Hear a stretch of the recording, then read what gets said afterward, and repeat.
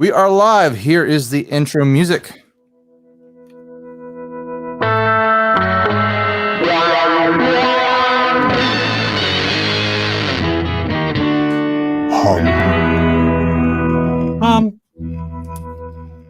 Hey everyone, I'm Ryan.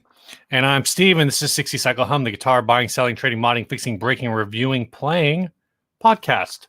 We did it, Steve. We did a proper intro and everything. I'm proud of us. Are you proud of us? Yeah.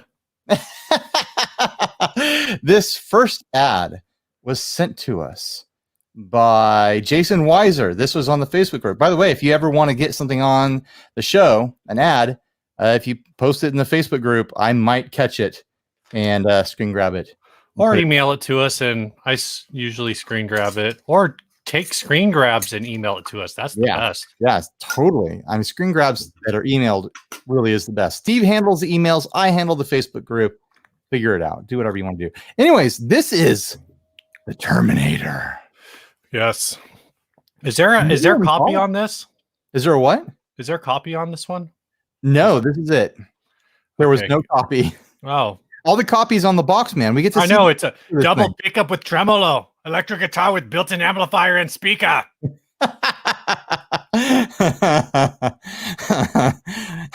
Give me your clothes. High gloss solid body. Chrome pots. I am the T1000. No, I am the T800. I am all chrome pots underneath this fleshy out exterior. Oh my gosh. If this guitar represented a Terminator movie, like who would be playing the Terminator? Because it wouldn't be Arnold. This is not an Arnold Terminator. This is a world where Terminator is played by a different actor.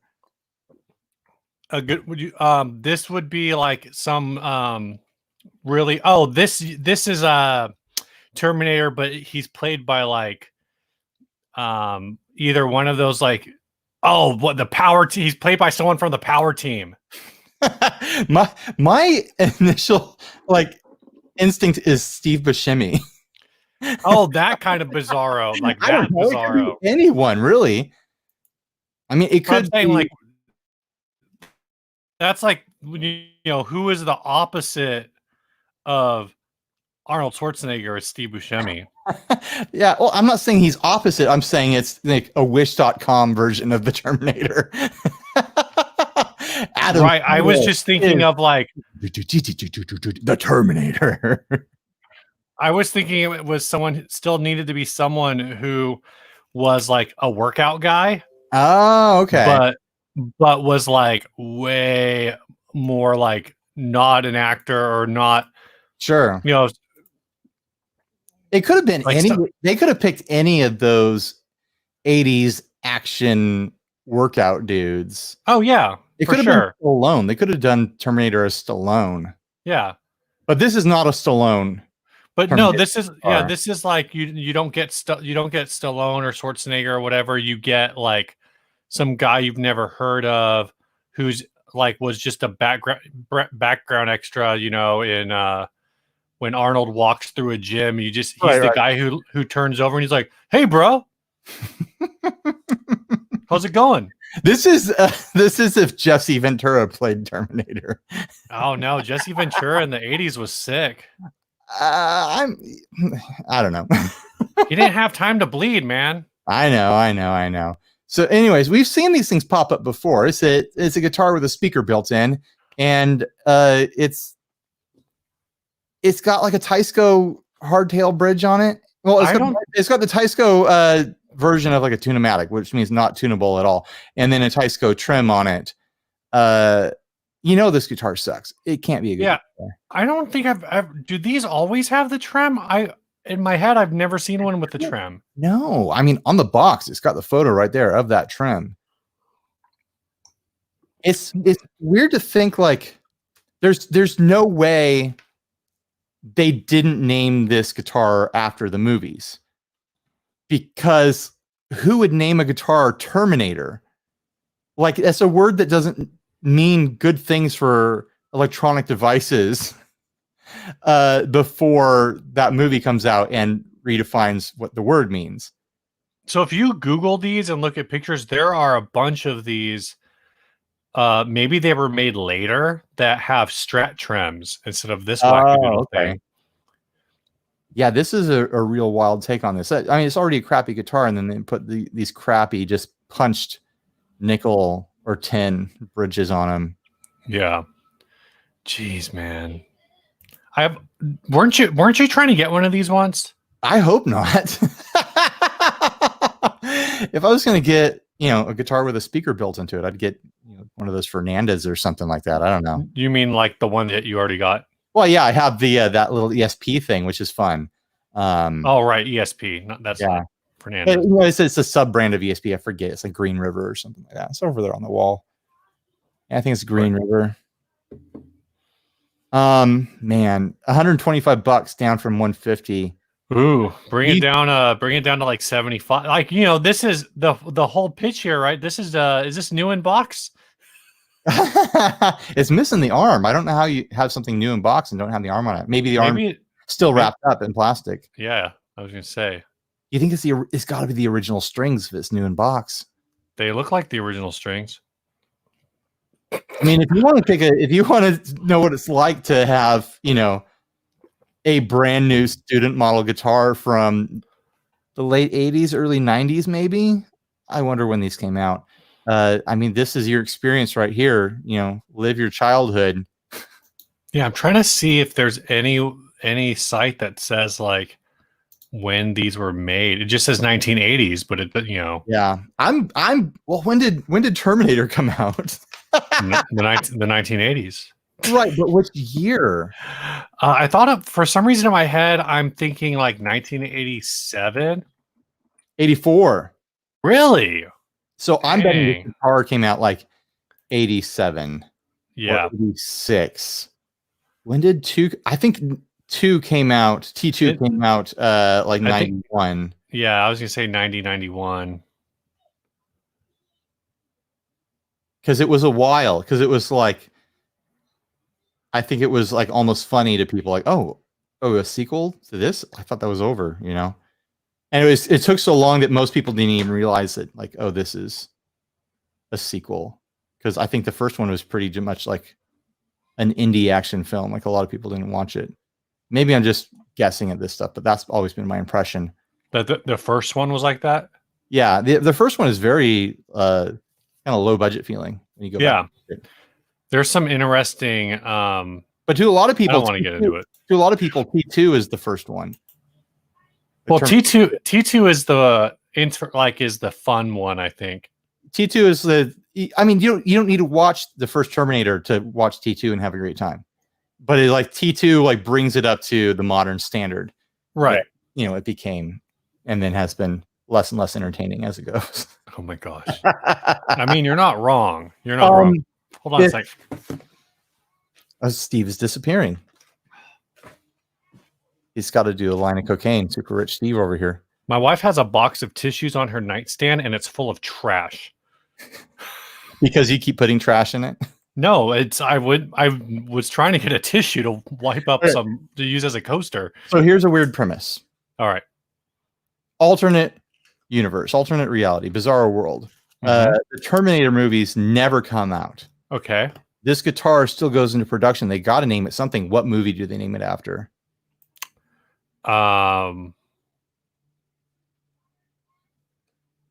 Beastmaster. No, I was gonna say they probably name it. They would name it like the Snake. The Snake after Escape from New York. Oh yeah. Well, what time? When did Escape from New York come out? I feel like that was later. Was it? I thought it was 90s too. Oh, they call it Big Trouble. Am I just thinking about that because I'm just going to name Kurt Russell movies now? Whoa, Escape from New York was 81. Yeah, that was before Big Trouble in Little China. Yeah, so they could have called it The Snake. They could have called it The Kickboxer. Maybe, Cyborg. Cyborg would have been a good name. Oh my gosh. The Cyborg would be a good name for it. Yeah. Since it's built in, whatever. Yeah, exactly. And wasn't that Jean-Claude Van Damme? Cyborg? I don't know. And Angelina Jolie, I think. Excuse me.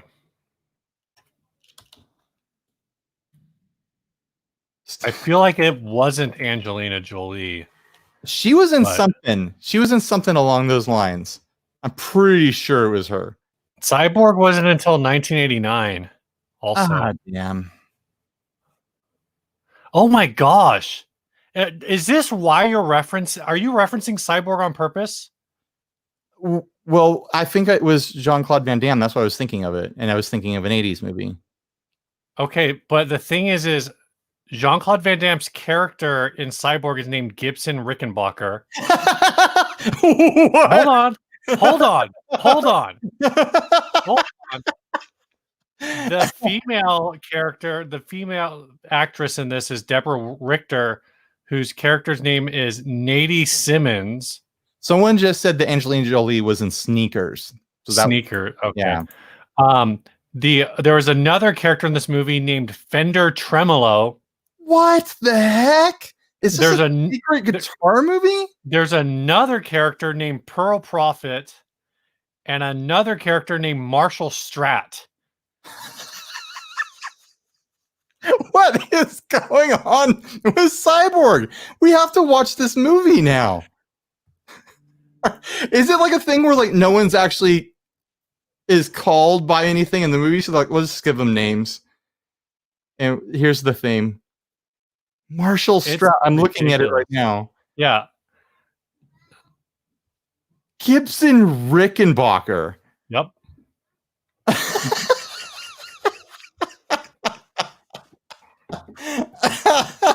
In this movie, the other guy's name is Fender Tremolo. And in this movie, Daryl just commented Kramer Charbel was the director. Jean-Claude Van Damme plays a mercenary, but in this movie, mercenaries are known as slingers. Is it like a code name thing? Like, oh, everyone in this, you have to have a guitar code name. I haven't watched that movie in so long that I didn't even catch it last time I watched it. This is actually a trilogy. Oh, I know. There's a bunch of them. What in the world? Bam does. He does it over and over again. I'm so confused. I've literally. Oh, you know what? Cyborg 2 had Angelina Jolie in it. Oh, okay. There you go. In that movie, Cyborg Town. In that movie, they do not have as fun names. They're all named, unfortunately, like Casio, Yamaha, Korg. They're all named after keyboards. Oh my gosh. The third one is called Cyborg 3, The Recycler. Yeah, no kidding. You've made 3 of these. I think Jean-Claude Van Damme turned down something major so he could work on Universal Soldier sequels. He turned down Welcome to 60 Cycle Hum, the Hollywood gossip podcast. No, I think even he turned down something to do, like it was a Matrix level thing. Like he was like, no, I don't want to do the Matrix. I'm going to do another Universal Soldier. Yeah, I'm trying to remember. I thought it was Universal Soldier he actually turned something down for.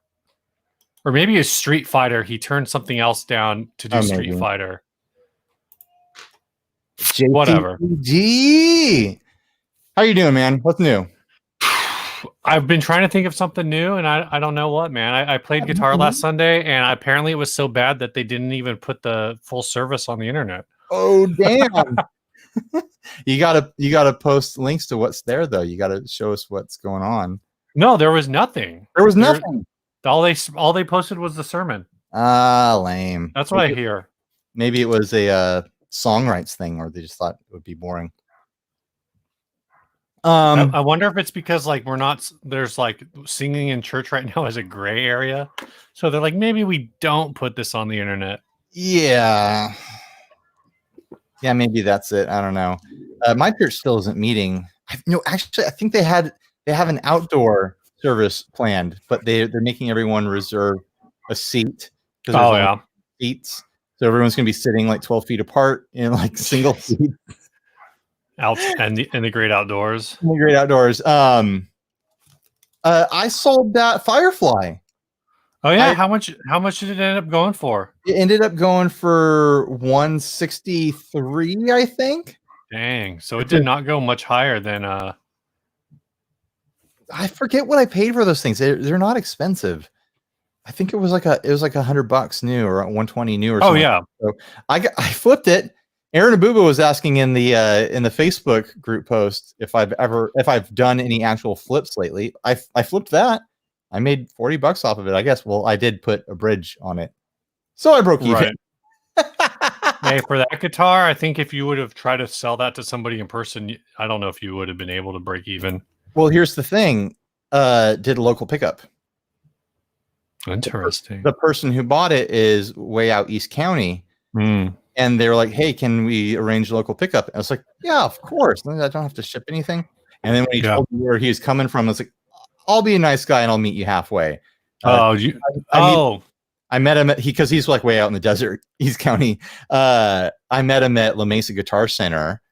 I could not believe the line going out of La Mesa Guitar Center.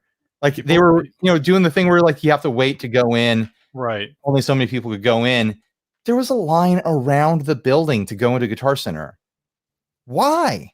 What do people need that you can't get on the internet? I wonder if they're if they're like the only store that's open though. Maybe. Yeah, like in-person pickup. Like if you make an order, you slide your card through the mail slot and they'll pick it out the door or something. Like I'm looking at it, like there's no way everyone in this line needs strings super badly. Like these people are just looking to go in and do anything. They're looking for entertainment. They want to go in and kick the tires on a Line 6 Spider. Like they're like, where am I supposed to play Sweet Child of Mine and have people hear it? I gotta get my fix. Oh my god. But I can't. I mean, you don't need strings right now because you're not playing gigs, so there's no emergency. Also, like strings you can just order online. There's no emergencies right now that you need something last minute. Like, why are people waiting? And there was a character waiting there. This guy with what's it called when you have like the light silk thing wrapped around your waist? Like a sarong? Is it a sarong, or is it so right? This guy with he had like a silk shawl wrapped around his waist, and then he had like a shirt, like a denim shirt that was fully open, like not a single button was buttoned, and he's walking around back and forth to the line at Guitar Center with his acoustic guitar going back and forth to his minivan or whatever. Yeah. Apparently like a men's sarong is basically just like it's like a silk linen towel. I love that you're researching this. Well, because I've always just thought of sarong as like the tradition, like the women's traditional thing that goes like that. I don't know. Yeah, like an over the shoulder thing. Yeah, but maybe I'm wrong about what a sarong is. Maybe you're wrong. Maybe you're so right. I don't know. So, anyways, handed the guitar off to the guy. Took a picture of him holding it. I said in the description for my eBay listing, that I would be using all of the money from the sale to buy groceries for my family, and I will film myself buying the groceries or shopping, and I'll make a little video about it and post it. So I have to do that now. So how is that going to work? Because like you're going to have to. A lot of grocery stores like get a little unhappy if you are. I know. Filming while you're walking through the store. I know. I think if I just like clamp my phone into this, like the little tray. Oh yeah. Front seat, and make it look like I'm just reading my shopping list. That's probably the way to do it. Yeah, then it'll be fine, But or if I position it just right so the camera's in between the bars and looking down into the cart. Like it doesn't have to be perfect. Yeah. It just has to be something that I can time lapse over the course of a minute or something like that and do some narration over it, I guess. Yeah. I don't know. Just narrate and post. That's what I'm saying. Here's what you'll do. Here's what you do. Film it, put it on the drive. I'll narrate it, and then you can smash it together. Well, it looks like Ryan's buying.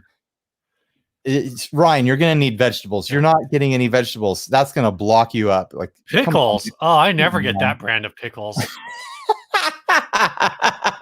Get the refrigerated pickles. They're crisp. You know, you don't want to get the shelf stable ones. Ryan's getting off-brand ketchup. Heinz or go home. I know. Hunt. Here's what I ketchup. Do. That's just sugar. If I can, this is what I should do. I should live stream it. Live stream the shopping cart. You think the internet's strong enough at Vaughn's for me to do that? It depends on your Vaughn's. At my Vaughn's, it is. So yeah, I'm kind of glad that it didn't go into some sort of ridiculous bidding war where it ends up selling for $1,000, even though that would have been fun. Because then how do I spend that much money at a grocery store? Like 163. We'll just have to make multiple grocery store videos. I know that I can spend 163 at the grocery store, especially if I do Costco or something like that, you know. But I do need to stock up the fridges a little. Yeah, you can do that at like any grocery store. Oh yeah, yeah. Just buy a bunch of frozen. I think the hardest get some shrimp. Yeah, there you go. I think the hardest place I would have spending that much money is like Sprouts. Sure, but it's because like all I'm buying there is vegetables. Yeah, how much, you know? what is the not medicine?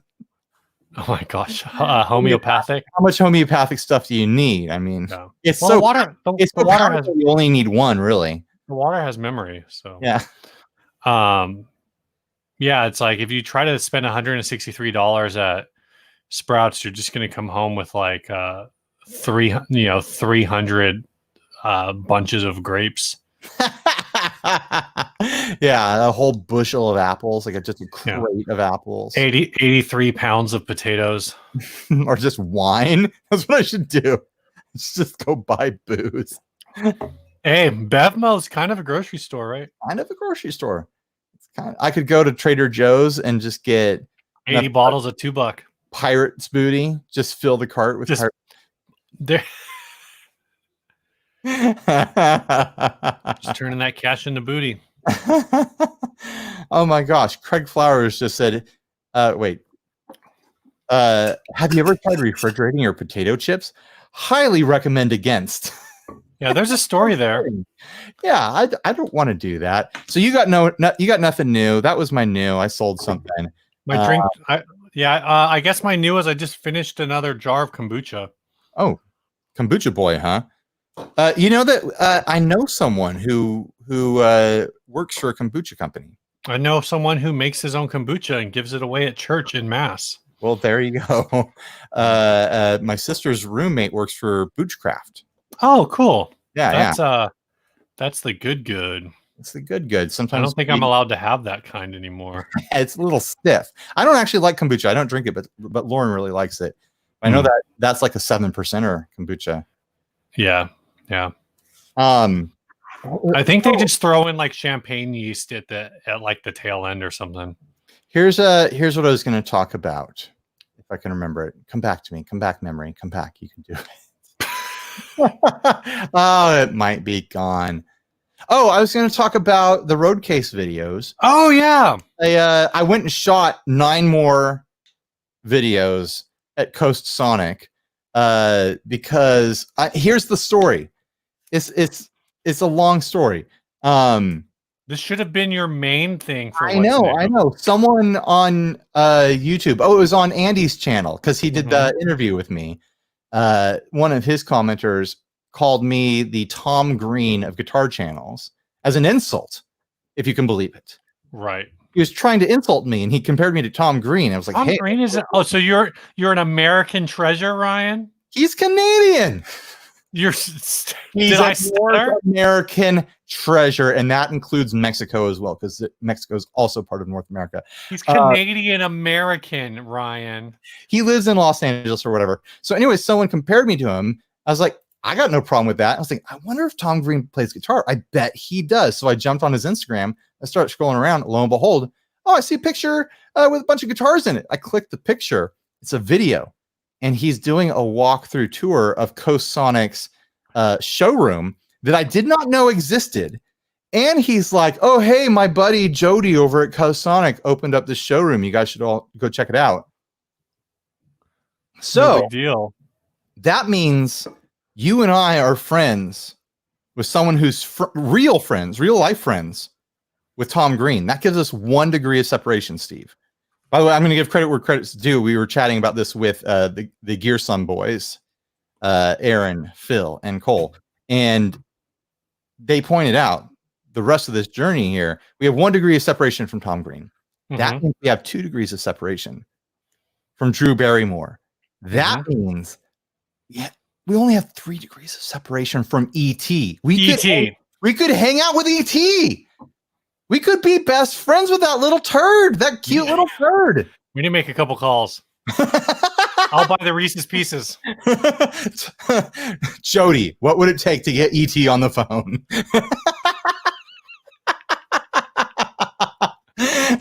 And then, of course, Aaron's super excited because he's like, well, that means that I've got 4 degrees of separation from Laura Dern. From Laura Dern? Yeah. Or 5 degrees or whatever, because he knows us and, we know that. And, Where is Laura Dern in this equation? Jurassic Park, Steven Spielberg, same director as E.T. Oh, got it. I mean, once you get that Spielberg connection, you could go all over the place. I mean, I could probably get Jody to get the T-Rex on the phone with me. Who knows? Maybe we could get the star, the actor himself who played Gibson Rickenbacker on the gosh. Call back. Do we want to pay some bills? Yeah, this first sponsor spot is brought to you by Tour Gear Designs. Boom. They got this crazy small little cable. Do they have a fancy name for that cable, or is it just a crazy small cable? It's called the fancy small named little. No, I don't know. I don't remember what the name is of it. Yeah, way to try to run with it and fail it's a very miserably. Utilitarian name. The flat pedal cable. Ah, there we go. Right, flat side of the thing. Pedal cable. That's what it's called. How about that? By the way, if you use code 60cyclehum at checkout with these, you get 10% off. Yep. Click our link. And if you buy more than $100 of them, you get free shipping. Free ship. Which sounds like a lot of money, but really, if you're buying if the number of cables that I would need to redo my board would come close to $100. If you're redoing a whole big board and you need a bunch of these, you're gonna hit $100 pretty quick. I really like these. Because, I mean, there's a few features there. I mean, the head is small. That's cool. The shaft coming off the head is small, too. This is premium sponsorship right here. But the thing I really like and what I look for in pretty much all my patch cables is that the cable itself is very flexible and soft and can be wrapped around to do a multitude of fancy things to get it out of the way and touch down. I really like it when the cable's soft and I can move it around and whatnot. A hard, stiff cable, it's just going to push your pedals all over the place and be really annoying. So I appreciate that. It's neat that they are flat. Yeah. That is a feature because you can go flat between pedals and whatnot. But really just the softness of it. That's what I like. So go check out Tour Gear Designs, click the links, save some money, spend some money, get free ship. Next ad. Let's hit it. We're hitting a topic here, man. There is one huge topic that dropped, I think, yesterday. Big boy topic here. Gibson, as in Gibson guitars, and not Gibson Rickenbacker. This was posted yesterday that Gibson Brands Incorporated is cease and desisting, I guess, Adam Grimm, the man behind Satellite Amps. It was bound to happen. Over his bring back of the Satellite Coronet style guitar. Well, he's calling it the Coronet. Adam, right? It is okay. Yeah, it is the Satellite Coronet. Either copyrighted or trademarked the name and the design. Remember when he did this? It was right around when I went to the Fretboard Journal event that was here. So that's been like 4 years ago, 5 years ago, long time ago. Yeah. So he was bringing the prototype around, and we were like, "Whoa, that's crazy! This is a really like fun build and like a fun version of the Coronet." And he's like, "Yeah, that's what I'm calling it." I figured out that, well, this is what he said at the time. I mean, maybe I'm misremembering it, but I remember him saying that they weren't able to find any case of Gibson trademarking the name or the design for the Coronet. Right. Well, if they're not going to do it, I'm going to do it. And maybe someday they'll come after me, but I'll have a strong case because I'm the one with the trademark. So yeah, he said that Gibson. So this was all from his Instagram post. He says Gibson abandoned the model in 1999, never bothered to even protect the model or keep it alive. He also says in that post that when a number of friends, so basically because Gibson has gone after a number of brands over the years, basically at any point, if you made a single cut guitar, you were, Gibson was coming for you, kind of a thing. Right, it seemed like. So I think Collings is one of them. Anderson, Cower, a number of these different builders have had, I'd say, interactions. It had different kinds of interaction, but at least legal interaction. You talk to the builder community of guitars, and almost all of them have had some sort of interaction with Gibson over like silly things. Like the guitar designs that you would never think would be infringing on anything Gibson. Gibson checks in on them like, "Hey, here's your cease and desist because we don't like the way you're placing your bridge or whatever." Like, they're very litigious.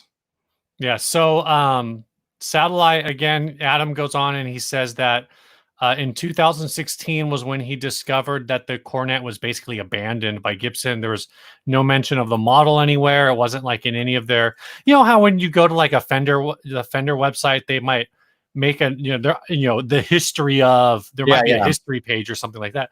So no mention of it anywhere. So they got a bunch of people to gather around and figure out how to they bought some old Coronets, it sounded like, and basically rebuilt them.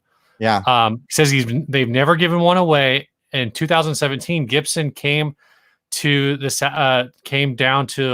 Satellite booth, I guess, and took photographs of it and talked to him about it. And so they've known about this since 2017. So here's what I think happened. He goes on and says like that, basically this is a bullying thing, that he's already responded to the initial letter. He actually offered to sell the name back to Gibson. Oh, wow. And basically say like, I've been building these, but if you have plans for it, like you can have the trademark back. It'll cost you, but it'll be cheaper than this legal process. Sure. And they didn't there was no reply until now.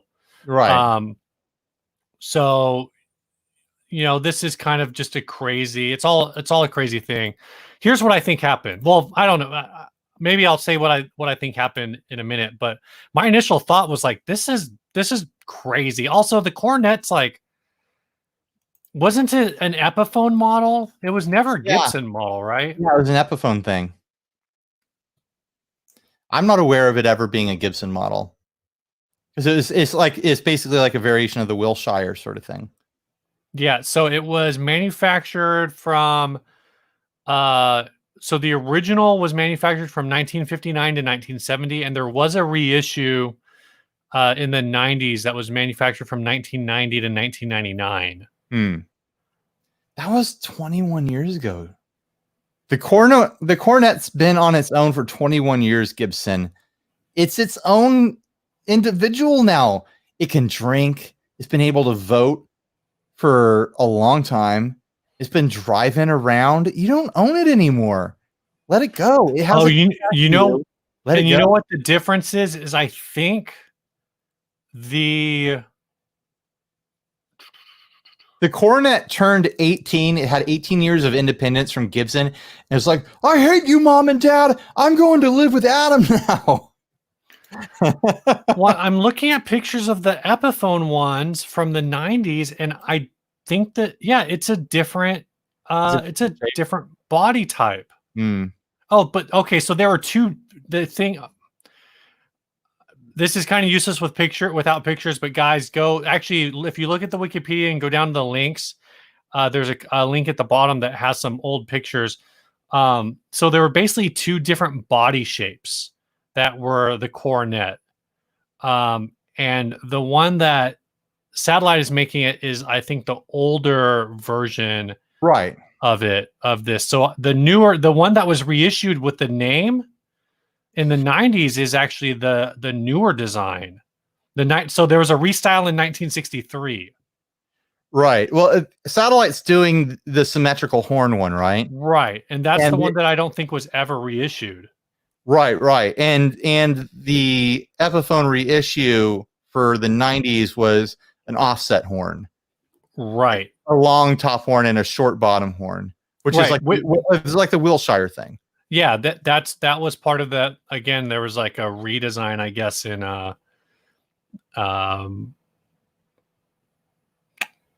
in the early 60s. Epiphone did a Coronet with a Floyd Rose and a humbucker bridge and single coil neck pickup that was in gold. Damn, I like the look of that. All right, so I mentioned this earlier. One, I think this is trash. I think this is what Gibson does. And here's what I think. Exactly what Gibson does. And I think the idea that like, oh, Gibson Henry J was out, and that this was new leadership. I don't know if this was a lawsuit in progress or what. I don't know if I've heard that the legal team that works for Gibson kind of operates independently. Like I've heard rumors that would make sense because my speculation here it's like a third party legal team that they just hire and they go and just do stuff. Yeah, and so my speculation here is what happened is 2017 Gibson learns about this. They spend a year or whatever trying to figure out what they're going to do. Then Henry J's himself out of the company. So legal's like, we got to stop suing these guitar builders. We got to start writing all the legal documents to rehire all of these positions from all these people who just left. And now that that's settled out, and does Mark Agnesi still work for them? Yeah, he does. But they probably had to spend a lot of money protecting it. Probably had to keep him from suing them for writing that stupid ass script. Oh my gosh.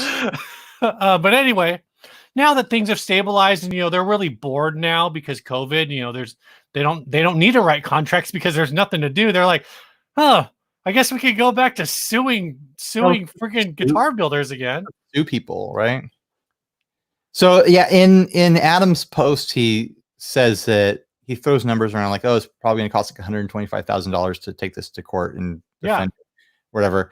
And it's baffling to me that that's what it costs to defend yourself in our justice system, to defend something that you own. Like he owns the copyright and trademark.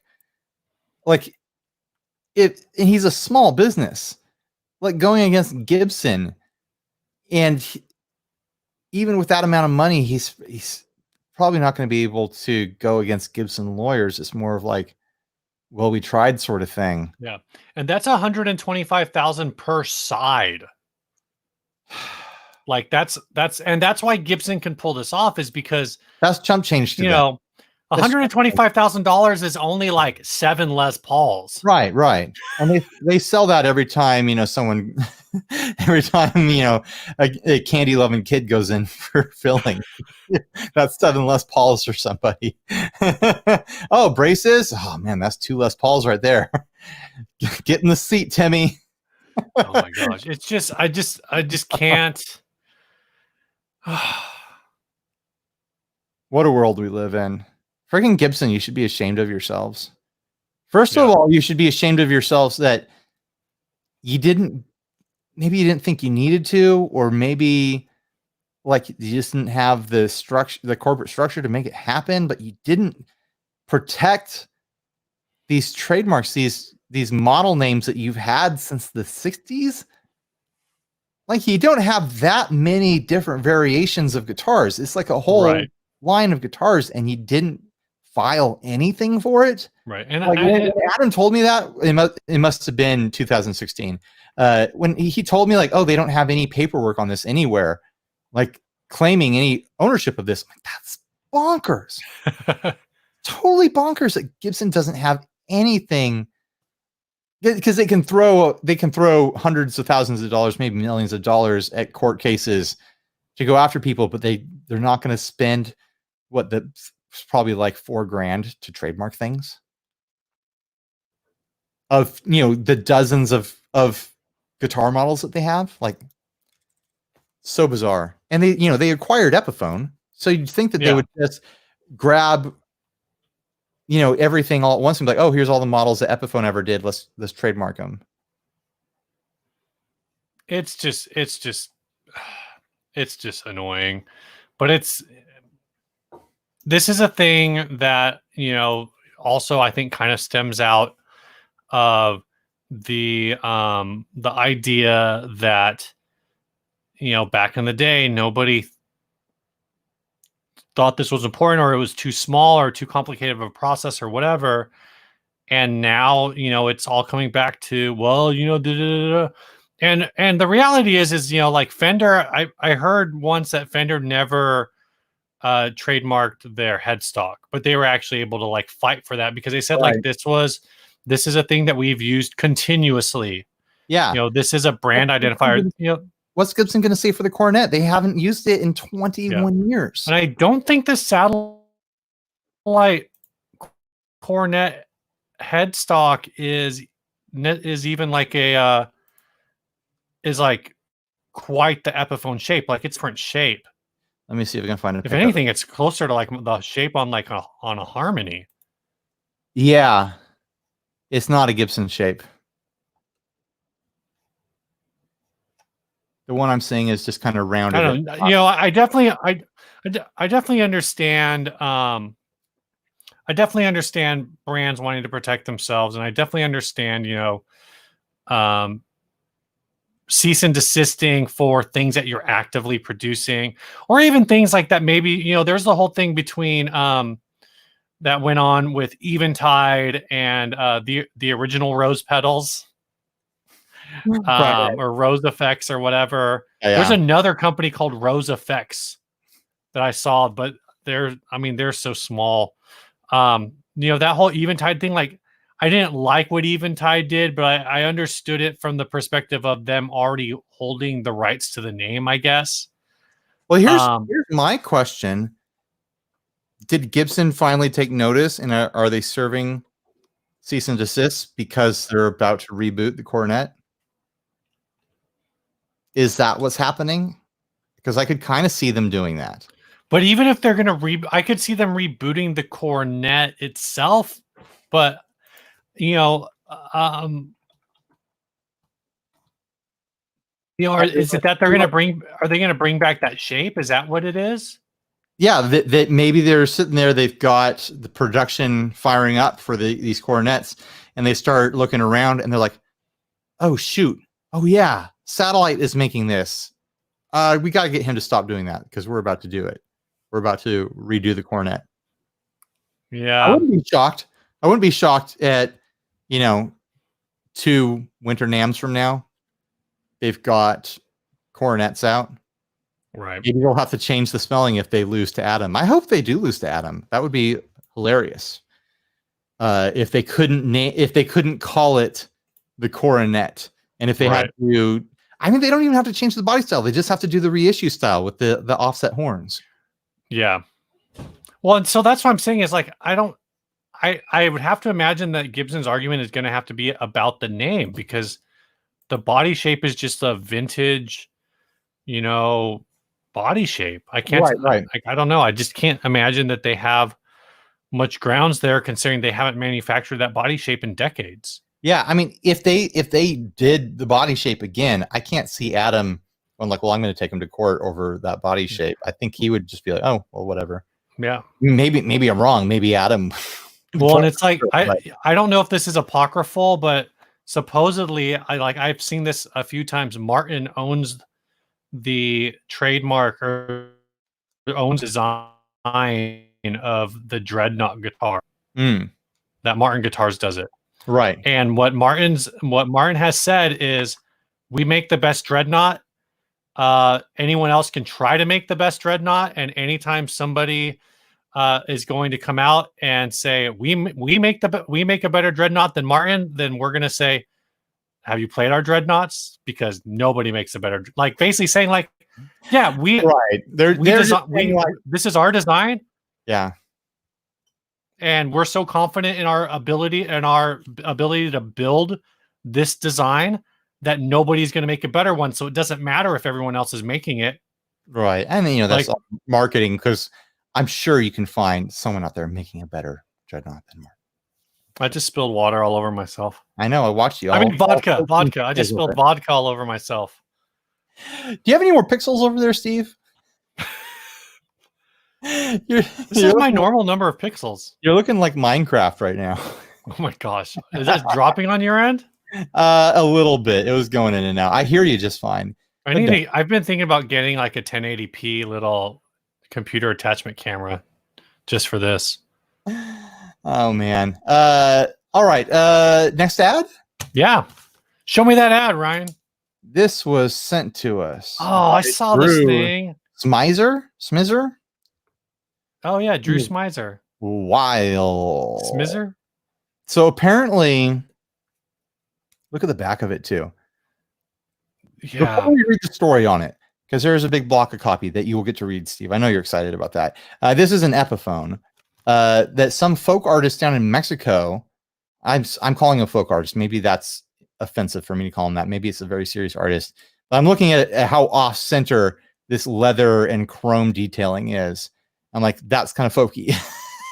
Right. Something's a little folky here. And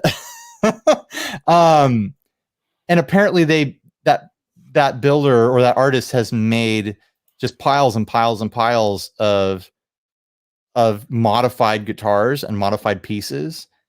And the person selling this was a collector of that artist, apparently. But what we're looking at here is an Epiphone semi-hollow bass guitar. I forget the model, the Rivoli. That's what it says. Is a Epiphone Rivoli. And then the edges of the guitar and a centerpiece that's kind of in the shape of loosely like a spade is bordered with like chrome piping, and inside the chrome piping is a big sheet of black leather, and then there's a matching piece of black leather on the headstock with the chrome piping. You look at the back of it, and you have a big kind of angular piece that's also leather with the chrome piping. It looks cool. It's a cool concept, I think, but the execution isn't 100% there. Like I mentioned, like the front panel part is off center very visibly. Like you can see that that's off center, right? When I really like stare at it. Oh yeah. Like look at how it lines up with the bridge. Like, yeah, it's really it's not great. I'm just gonna throw this out there. I know isn't. Oh come on. Are you gonna pull up the text block? Your stuff. All right, I'm gonna read this text. Recreated by the artist El Daga in 2005. El Daga recreated it in air quotes because it's not a recreation of anything. Yeah, is an established artist most famous for his recreation of guitar art by using custom and vintage guitars as his medium. His pieces are in private collections and public museums throughout the world. I personally own 100 plus pieces of El Daga's art in my collection of 1,200 plus vintage and custom guitars and amps. He does amps also. Cool, I guess. All of his. Please continue to check my. Couldn't find anything. Please continue to check my store here on Reverb to see available pieces. So I imagine that I'm looking at the store. Is this Retroverb Music? Is that who this is through? I maybe.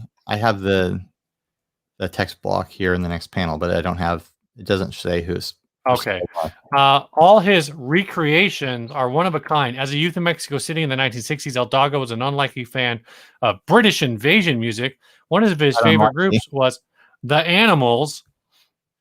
This guitar was based on his fond recollection of Chas Chandler's dynamic bass playing on Don't Let Me Be, Misunderstood, We've Got to Get Out of This Place, etc. For this piece, El Daga chose a 1996 Epiphone Rivoli VC R96E guitar. So this is a reissue of the 1967 Epiphone Rivoli.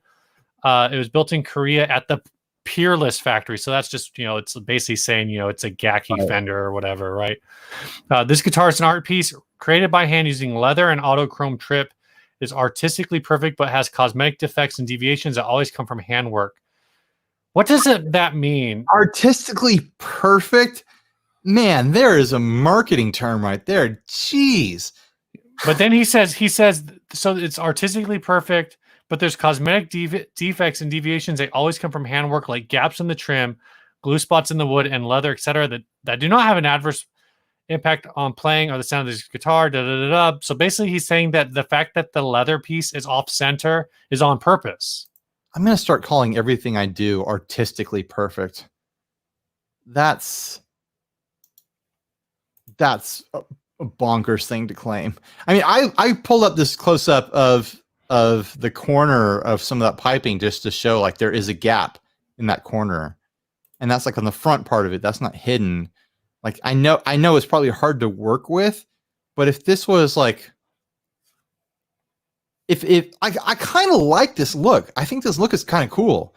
This leather sort of thing in the middle. I don't know if it's $1,800 cool, but if this was being made by a luthier, by a someone who professionally works with theming and styling guitars. Yes. I'd expect not to see that gap.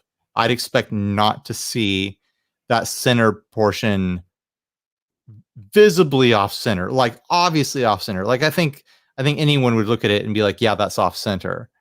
I get to call this artistically perfect is just wild. What he's saying is like the artist did this, so it's perfect.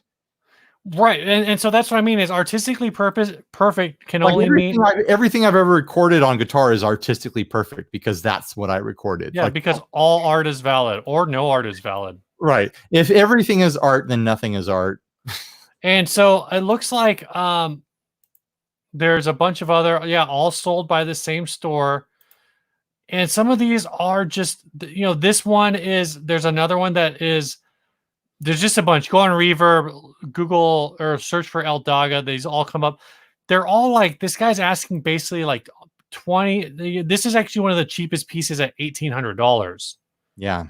A lot of these are more expensive. Wait. And the bassist from the Animals, he was saying he styled this after, played a stock one. I looked it up. He didn't have any sort of styling like this on his bass. Like that story is nonsense. It's like, okay, cool. He played this style of bass, but I mean, this artistic edition here doesn't have anything to do with the Animals, right? The concept of it looks cool. I honestly, looking at it right now, I'm like, man, it's pretty cool. There's something really fun about it. Like I would want to see a professional execution of this concept. I'm looking at one right now for it's a DeFil bass. It's a Polish company, and basically I can't find a lot about this company. So maybe maybe I'm way off, but I'm guessing it's probably not worth a ton. It looks like some kind of wacky Eastern European brand, right? Like not bad. It might be a fine playing bass, but it's probably not like it's not a Wandre from Italy like that's worth a bunch of money. It's just it exists, right?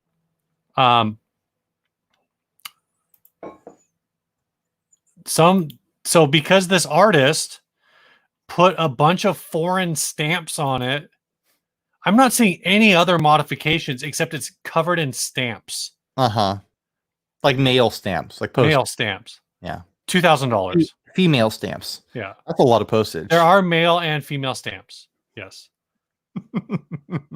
for the mailmen and for the male women. Yeah, if you put mail stamps on an envelope and you have a male woman letter carrier, she can't take them by law. You have to put female stamps on them. So here's the whole thing. I think that's why I always go for unisex. They're a little bit more expensive, but it's worth it, you know. I think you started to say this before, but the idea that this guy is a famous artist, like, again, I'm not. Is the guy selling this is the artist? He's like, famous artist, well-known artist. I have over 1,000 of his pieces in my collection. Yeah, because you're the artist. Like, they're all stacked up in your garage. If you Google El Daga guitar, you know, basically I ended up on a Facebook page that has 15 likes and 16 follows. I found a YouTube video that has 411 views. I'm not a famous artist, but if you search for Ryan Burke art, something's going to pop up. You know, you're going to find my graphic design sites. You're going to find my portfolio on iStock Photo. You know, you're going to find my Dribble account. Like, nothing popped up for this guy when I searched for him. So that's what I'm saying. I'm just thinking, like, guys famous in a non-internet community, but I don't know. I've never heard of him. But it's like, it says that he like is featured in museums, that these are museum pieces, that these are in art collections, and I'm not seeing any of that either. Yeah, no idea. So yeah, $1,800. What do these go for stock, you think? Epiphone Rivoli or whatever it is. You know, I don't know. I wouldn't be surprised if this is actually like a more expensive. I mean, that burst looks very attractive. So here's a vintage one, 1966, for $1,400. There's some other ones that are because this is like a vintage Epiphone instrument. If you're an Animals fan, you're gonna spend $1,400 on the vintage one. You're not gonna buy this artistic interpretation, this artistically perfect interpretation of the Animals bass. You're going to buy the actual vintage one for less money, for $400 less. Yeah, and it looks like even the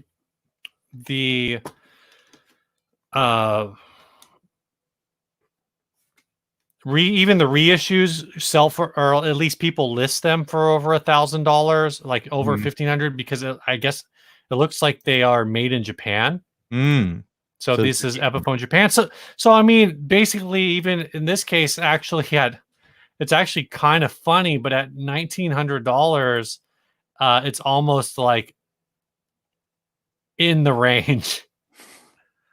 I wonder how reversible a lot of those modifications are. You think it's just like the worst 3M spray glue under there and you'll never get it off?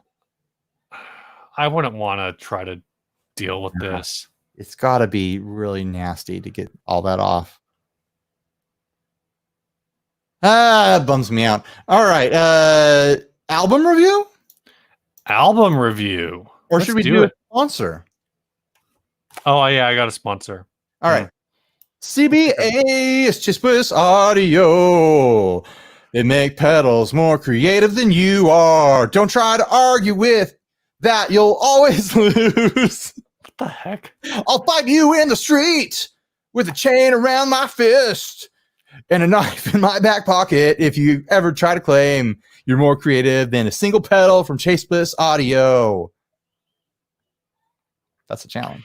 Yep, head on over to chaseblisaudio.com. Check out some pedals that are more creative than you are with the digital brain and analog heart. They're just great. Go check them out. Just go check them out. Thanks, Chase Bliss, for sponsoring the show. I'm a little scared right now. You know why, Steve? Why? Because Joel texted me the other night. Uh-oh. A little bit of brag. Joel texted me directly. He's got my number. No big deal. He's like, Ryan, would you like to demo the Automatone? I took a deep breath and I said, yes, I would like to demo it. Send it to me. Here we go. Deep dive. I had fun with it at Winter NAMM. I know that I can have fun with it again. But I know it's just chock full with a deep dive of features. Oh, yeah. And because there's a whole preamp element to it, that requires probably some more subtle playing to show it off. Joel is probably fine with me just treating it as a fuzz and doing my thing with it. But I feel a professional obligation to try to cover what it can do. So I'm a little nervous. I always get nervous when the Chase Bliss pedals are on their way, because it, of all the pedals that I demo, just the design of them really makes me work for it. Right. So keep an eye out for that. I will be covering with an official demo the Automaton Home here in the future. You get to watch those sliders jump up and down. Maybe I'll do something creative. I'll use the sliders to push like ping pong balls around or something. I don't know. I'll attach them to a mannequin that will move the arms. And they'll just dance.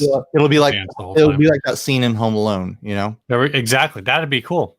It would be cool. Do something cool, Ryan. That's all we want. I'll do something really cool. Don't worry. Cool. Don't worry. I'll do something cool. All right.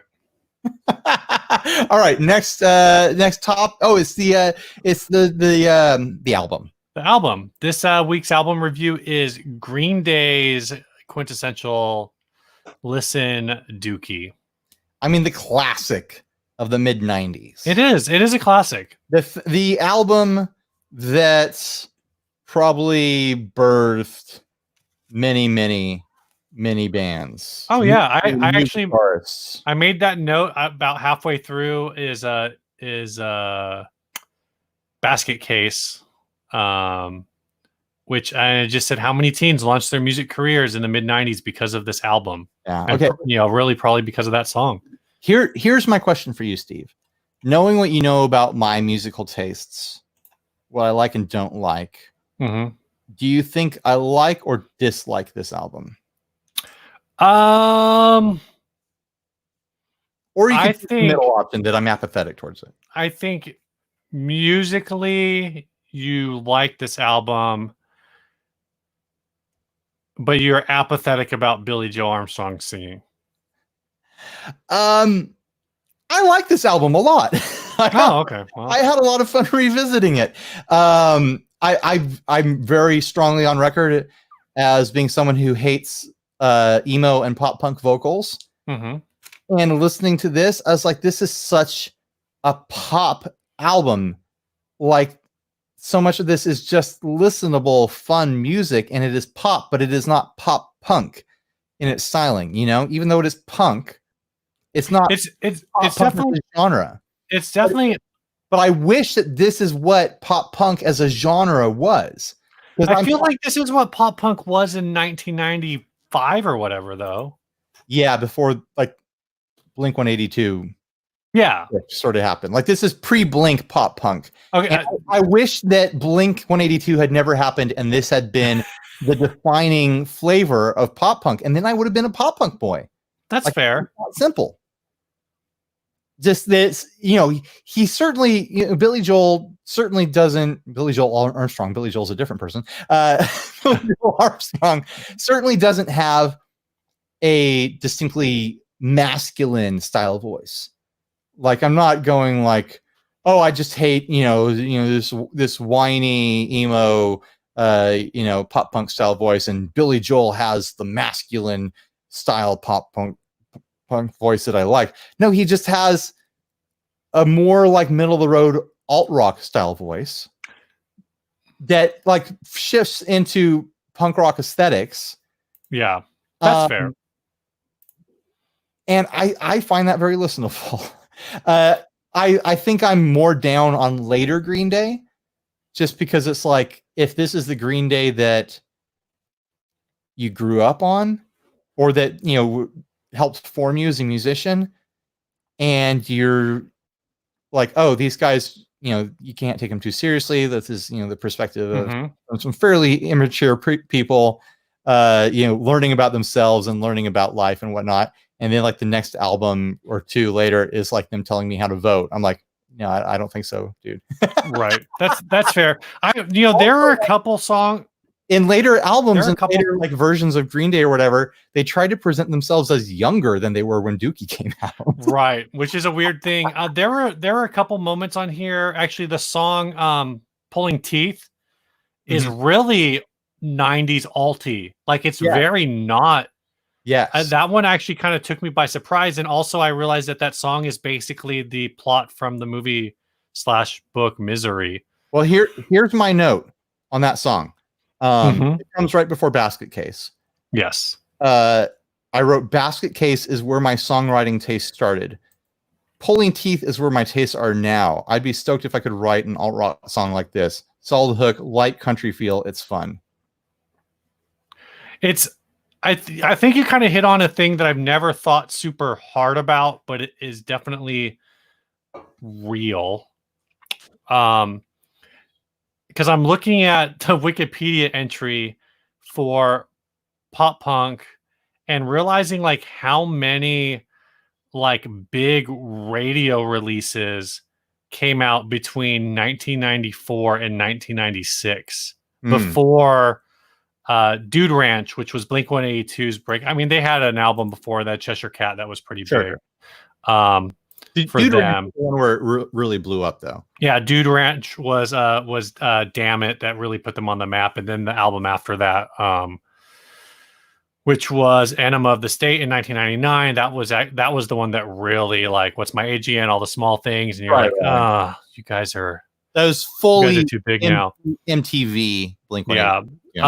So I just never super processed that because I never really, for me, I never moved past Dude Ranch. Like Dude Ranch was everything after Dude Ranch. I was like, I don't really want to listen to Blink-182, but I'm looking at like track releases and, the fact that 1994, so the same year Dookie came out, was when Smash came out in 1994 from The Offspring, which was Come Out and Play and Self-Esteem, which are classic, right, 90s pop punk, whatever you want to call Offspring. Yeah. 1994 was also the year that Bad Religion Stranger Than Fiction came out, which was Stranger Than Fiction, Infected, and 21st Century Digital Boy, which in my head I knew that album was that old, but I also like don't know that I processed that it was that old. Yeah, I think 21st Century Digital Boy got a second life in the early O's, in the early aughts. Yeah, for sure. It got picked up by radio again for whatever reason.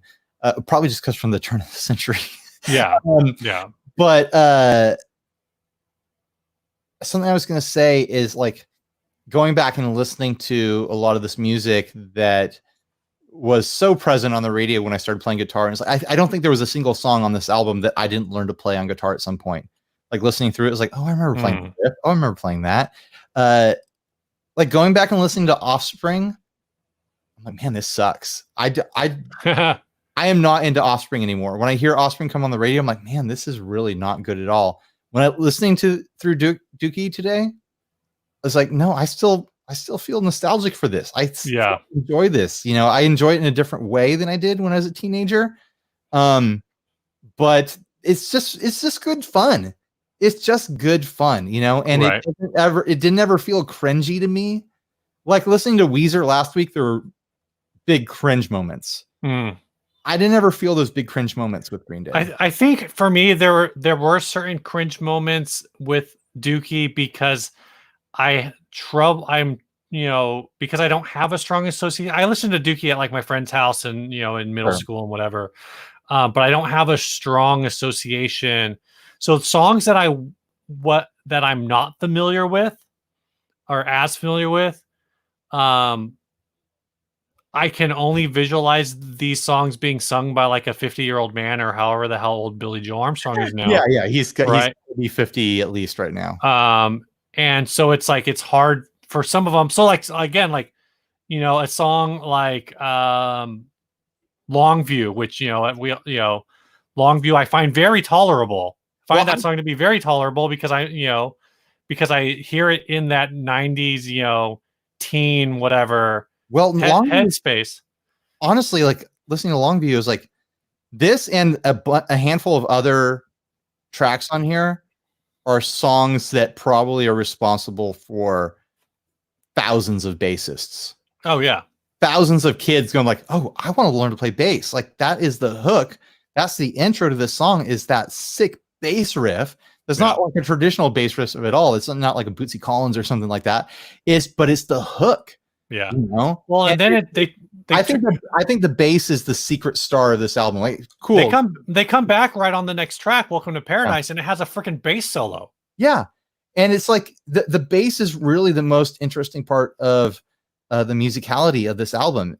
It gets a lot of the hot, sexy parts.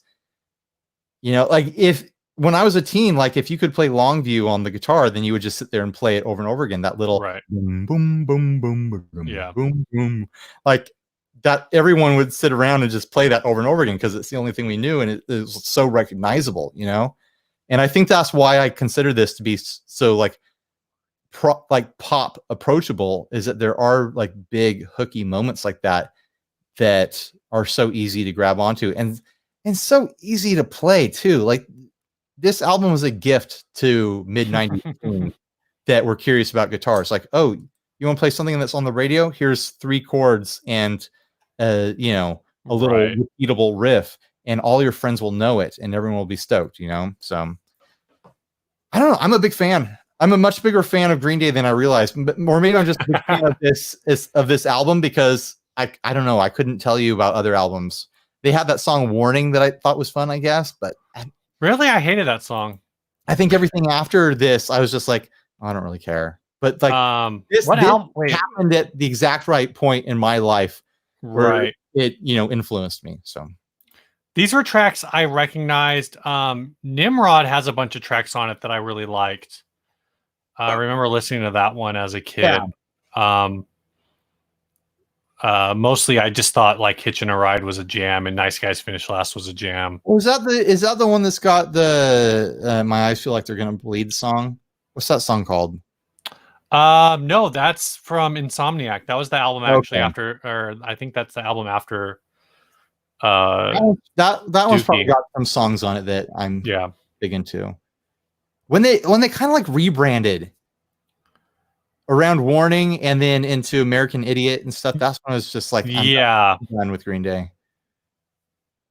Yeah, Warning was a weird album, and then American Idiot, I was like, especially since Boulevard of Broken Dreams is really just Wonderwall, right? But they put out 2 ballads on it off of American Idiot. Here's the thing: everything is Wonderwall if you use a close enough microscope. It's Wonderwall all the way down to the atomic level. Yeah, I mean, Boulevard of Broken Dreams is you sing Wonderwall over it because you're bored. Right. Oh, Time of Our Life. That was one of their big songs later in the 90s. That was Nimrod. That was from Nimrod. Another gift to budding guitarists, a 3-chord song. Oh yeah. Play on the beach with an acoustic, you know. So yeah. I feel like I need to grab my guitar right now and start playing it. Let me see if I've got any other notes here. As a 13-year-old boy, All by Myself was a legendary hidden track. I think it made you wait like 6 minutes to get to that thing too. Yeah, it's a pretty long one. One of my notes was going back to Longview. Why is it that like Longview is an awkward sing-along for me? And like I'm more than down to listen to it, and I do not find that song cringy at all. Mm-hmm. But when Brad Noel from Sublime sings about getting a handy, I just want to like rip my ears off. It's a different vibe. But it's weird, right? Like I feel like that's weird. Right. Like I feel like, you know, well, like when I have no problem with Genuine's Pony. Right. Maybe I just really hate Sublime. I think that's easy to do. Can we make a gentleman's agreement right now? That sure. I think I know what this is. That we will not do Sublime for one of these. That would be how did we not think of, you know, I've been trying to think of these, you know, mutually assured destruction albums. Or it's like even like it's just gross and annoying. I don't want to. Like it's not even like this will be hard to listen to. It's just like I've heard it all. I don't want to hear it again. We can't escape it in San Diego. Like, it's just not. We can talk about Sublime without listening to it. Yeah. No thanks. Gross. I liked Sublime, you know, the first couple times I heard them. but then after a while, man, you can't get away from them.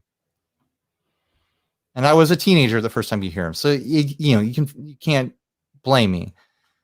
All right, any other notes here? Any favorite songs, Steve? Longview a few times, but yeah.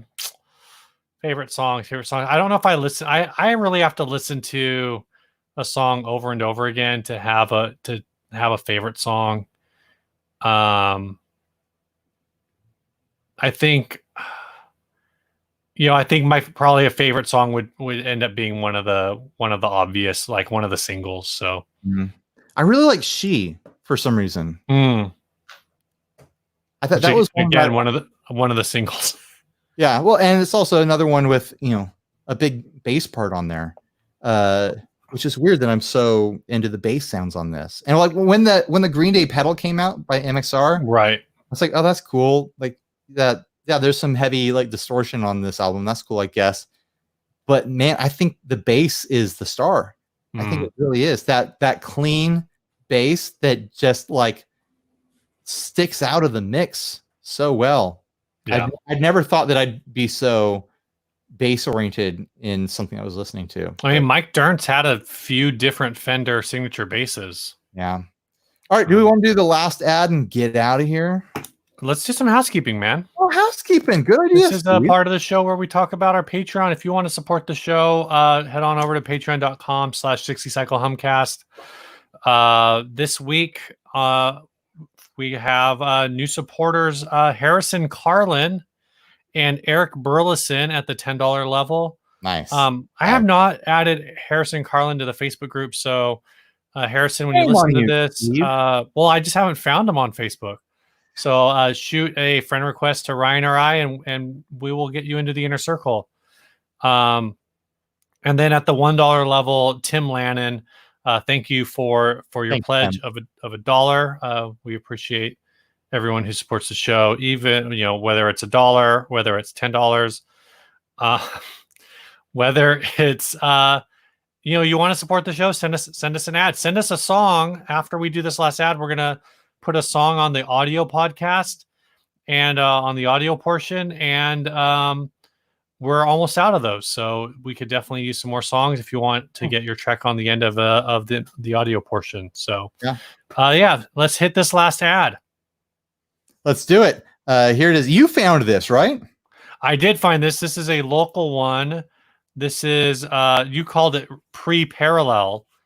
The guy made a big claim in the copy that's like, oh, I did this before Fender came out with it. I didn't read the copy because the instrument itself was already so stupid. This is a custom hardtail Stratocaster Telecaster hybrid with Warmoth bird's eye maple neck. This is a parallel universe Strat before Fender thought of doing it. Handmade in USA with high quality American parts, hardtail Strat body with Tele headstock and Tele bridge. Has the look and comfort of a Strat with the twang of a Tele. 3 pickups with a 5-way switch gives you those Strat tones too. If you tried to build this guitar yourself, you would spend $850 for the parts. You didn't go like too crazy with that number. Like, yeah, I was wincing, waiting for you to say, "Oh, it cost you $2,000." Yeah, you went very realistic with that. So actually, the reason that I flagged this up is because the title of the ad is Fender USA Guitar. I should have read more of the ad copy because the body is a custom body manufacturer made by Harper Manufacturing in Vacaville, California. And the neck the neck is a Warmoth neck. The pickups are from Lace and Seymour Duncan. They are Fender 5-way switch neck jack, whatever. So basically, it's a Fender pick guard. It is USA, but but none of this is Fender. I mean, the small bits are Fender. I mean, it is a Fender style in a couple of directions, but it is not a Fender. So yeah, I see where you're going with that. My takeaway from this is just how apparent it is, where it might not be normally obviously apparent, how different the placement of the bridge pickup is on a Telecaster versus a Strat. Yeah, the distance from the actual bridge saddles to the pickup is dramatic compared to it's far. It's a lot farther. Maybe that's why I can tolerate Telecaster bridge sounds a lot more than Fender or than Strat bridge sounds. I think that contributes to the Telecaster sound quite a bit. The bridge sound is that it is farther away from the bridge. I mean,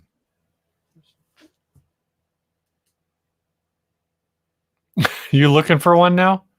I'm looking at my Jennings. I'm wondering if that plate he uses extra long or something too, though. It definitely looks a little weird. Because it doesn't look that dramatic on my Jennings here versus my Strat. He says it's a Fender Chrome 4-hole 6-saddle bridge. Maybe that's a secret thing, like a secret dimension that you can. There's some that are longer or something, but you'd think I would have heard of that by now. Yeah, I don't know. Maybe it just looks off because it's on a Strat body. Oh, I can tell you why it is right now looking at the Jennings. It's because it has the placement where it has the long screws. His screws are really freaking short on that, so it looks longer. And he has the block saddles. Right. Yeah. That's at least some part of it. It still just looks longer though. Yeah. It's because I was looking at but then a Nashville Telly looks like it makes sense. But then maybe the placement of the middle pickup is different on a Nashville Telly. Because the middle pickup is so damn close to the bridge pickup with this.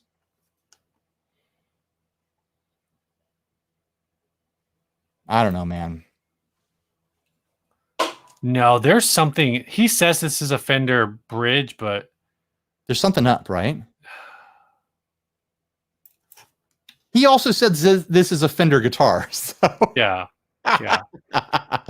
Take it with a grain of salt. What does he want for this again? No, it's okay. So it's definitely moved. Go pull your Strat off the wall. Go look at your Strat.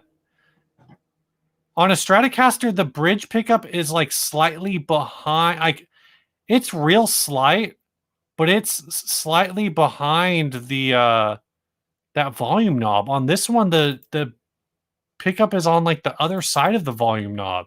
Or am I just crazy? I think you're crazy on that one. It's just, I don't know. What is going on with this guitar? Why does it look so wonky? Is it really just the visual tension? No, the top, the part of the bridge pickup that's closest to the middle pickup looks so much closer than the Strat, my Strat does in my hand right now. It looks like a good half an inch closer.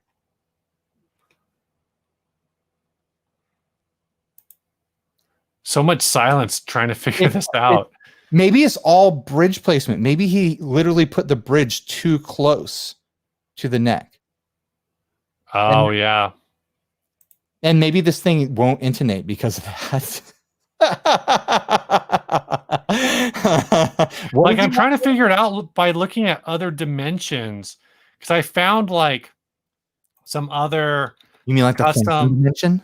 Some other custom lengths. Steve is looking into alternate dimensions. I just sent you a link of somebody putting a Telly, someone else who put a Telly bridge on it, and it just looks more normal, even though I guess it's the same. Yeah, that does look more normal. Why does it look so different? Maybe it's all angle or something. No, it looks like there's more space in between on the pick guard, in between the middle pickup and where the bridge plate starts. It looks like there's, like I said, maybe half an inch, maybe 5/8 of an inch difference. There's something went wonky with this. I looking. I don't know. The more I go back and forth, between the link I sent you and this picture, the less I'm convinced that it's not just something weird going on with my eye line. Because what doesn't help with this one that we're looking at, this ad, is that it doesn't have all of the screws. So there's less, right. There's not a visual breakup. I don't know. No, it looks different and wrong to me. Gross. You might be wrong though. I mean, you might be right though. All right, tell us about the song, and then we'll hang out for a little bit. Sure. This song is sent by Sieb from the band Drowning Not Waving, an indie rock band from Belgium, who's been following our channel and podcast for a while. He says he loved the videos about the Surfy Bear reverb, and it convinced him to start building his own that he's been very happy with. He says, I'll attach a picture if you want to see the results. The cabinet still needs some work, but it's fun how you learn tons of new stuff along the way. I made the chassis myself out of an old shelf, for example. Your podcast really helps us take our minds out of what's happening outside and support our gas. It'd be really cool if you guys checked out our single. It's called Waiting, off of our upcoming EP, which is attached as an MP3 to this email. And he says, let us know what you think. So we're going to play this at the end, and then we will let you know what we think. The end of the audio podcast here on YouTube. Yep. You're out of luck. Sorry. Until COVID is over and Steve and I can hang out in person. All right. Enjoy the song, and let's get into some hangout times. All right. I stopped recording. Stop. Yeah. All right. I put for everyone on YouTube, I put the link into the chat. Here, I'll do it again. If you want to join on, you can. Steve, I think I'm only going to commit to half an hour hangout till 10:30 over here. And then let's call it a night. How do you feel about that? Let's do it. I just don't want to stay up all night long. I did that last night.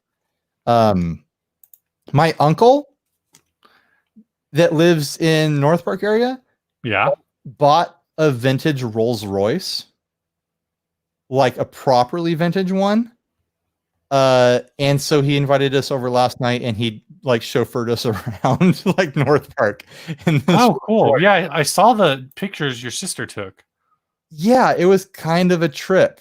I'd never ridden in an old car like that. It was pretty damn fancy, like just like figured walnut everywhere inside of it. There's like a little center console that you open up, and there's like a decanter for like booze. I mean, it didn't have anything in it, but like crystal glasses and stuff. And like there's the window that comes up in between the back seat and the front seat if you want. Like it was a proper like millionaire's car.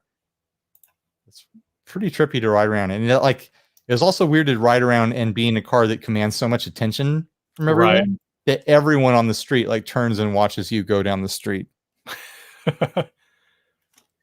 We actually passed by my bassist for Dinosaur Ghost walking down the street. Oh, really? I saw him. I was like, "Oh, there's Mitch!" And I didn't have the chance to shout out to him. But I saw that he saw the car. Like he glanced as it went by a little bit. Right.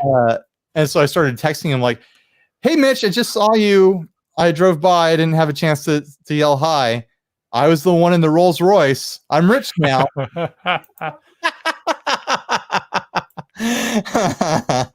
But yeah, my uncle, I don't know. He said that he's always wanted one, and he tracked it down. And he's gainfully employed, no kids. He's in the time of his life where he's like, now or never sort of thing. Now I can have this thing in my life, and then one day when I don't want to have it anymore, someone will for sure buy it because I bought it, which means someone else will buy it. So he's basically playing, the same sort of game a lot of us play, where it's like, yeah, if I'm going to do it now, I could get that, 63 Jaguar, and then when I don't want it anymore, I could sell it for the same money. It's that same sort of thing, I think. It was, but what about inflation, Ryan? What about inflation? I've only put on 5 pounds in the last couple months. What are you saying, Steve? Oh, man. I got a whole list of appointments I got to make in the next, soon. I have a referral for physical therapy now. Oh, I have a referral for an X-ray because you got checked up and the numbers didn't add up. No, so basically, I went in. I followed up on the health stuff, and so I also have a referral for a nutritionist. But basically,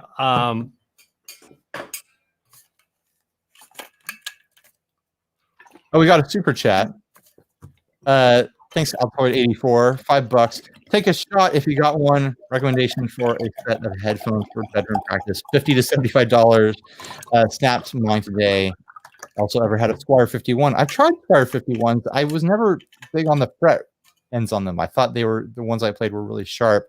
Headphones for $70. The ones I'm wearing right now are a lot more expensive than that. So I don't know. Yeah, I wouldn't know what to tell you in the $70 range. Do you have any suggestions, Steve? These are ones I got for free. Actually, they weren't free, but I don't know how much they're. I have those Tascams, which I think were the same Tascams you used to have. Yeah, I still have the Tascams. They were decent, like reference headphones, but I wouldn't use them for like high quality stuff. No, but I'm saying if you just want like some cans for practice, I think they'd be fine. Sure. Yeah, I think but I've got these AKGs. They're AKG K92s. I don't know. I like them enough. I like them for this. They work great for this. It's actually funny. Like I've gotten odd references in like our Zoom because we're Zooming all the time for work. People are like, "Oh, your audio quality is so good," and it's like I'll be using like my AirPods. Right. I think what it is I just know how to talk on like on a live stream. That's probably a lot of what it is. There's no talk to a mic. I think I mentioned this to you before, but it's been really amusing watching. We are trying to do tours at work. We're trying to do virtual tours at work. And so my company bought I told you this part, but I don't think we talked about it on the show. The company bought a phone gimbal. And they bought a phone gimbal, but the thing is when they do these tours, there's like each section of the building they go through, there's a different person who knows all about that part.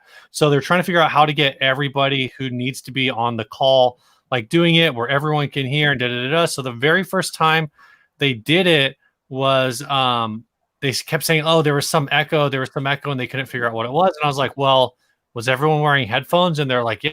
I was like, "Was the phone like outputting audio for some reason? Like if there's an echo, that means there's a source somewhere, like somebody's generating." And I think what it was is everyone who was listening was doing headphones, but the main person who was conducting the tour was listening off the speaker. And in a biotech facility, everything is tile. Yeah. Like it's tile or linoleum. It has to be hard, non-porous surfaces. So that's my guess. But I just every time they'd walk by trying to do like a different audio thing, I just had to like sit there and be like, do I tell them that I literally like live stream every week and I've done it on my phone and this buys lunch every once in a while? Like, I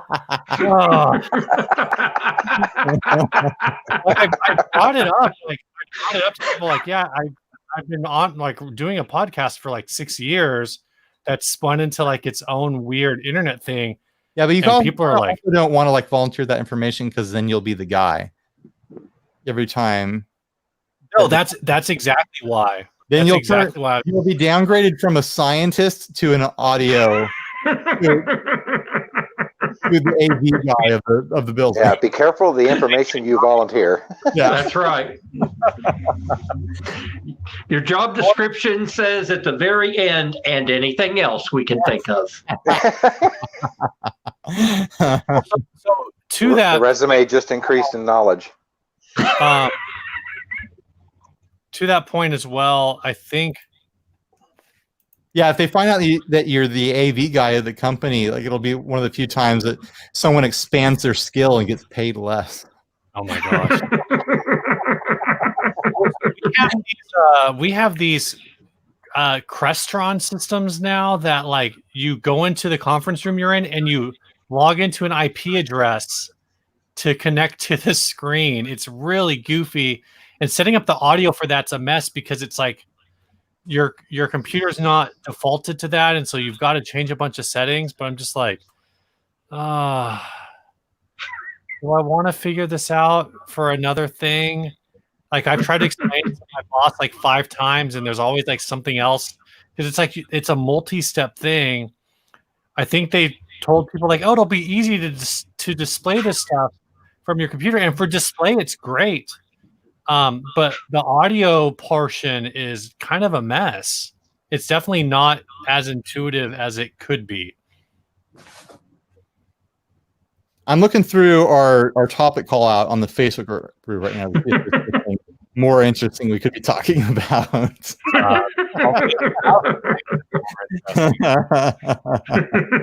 We could talk about the audio issues at your work all night, I'm sure. How about we talk about, someone said, can you talk about the importance of plugging in a microphone when you record? It's important. I kind of like this. Nicholas Martinez had this idea. He said, go back and listen to old podcasts and or videos and roast yourself. And I was thinking about that. I was thinking about the video that we did with Ariel with his guitar, with the PRS, one of my guitars. And the problem with that is I was thinking about it, I'm like, I think I was a better guitar player back then.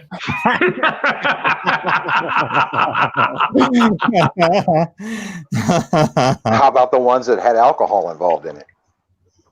Oh man, if I did a supercut of Drunkasodes, that would and then we like live listen to that would be crazy. That's one when that's actually a thing that kind of is a pet peeve of mine. Not yes. Sorry, I'm trying to look something up. Squirrel. No, I am. Okay. So literally there is a what does it have to do with? Oh yeah, there we go. Episode 81, August 2nd, 2015. Wow, was long ago.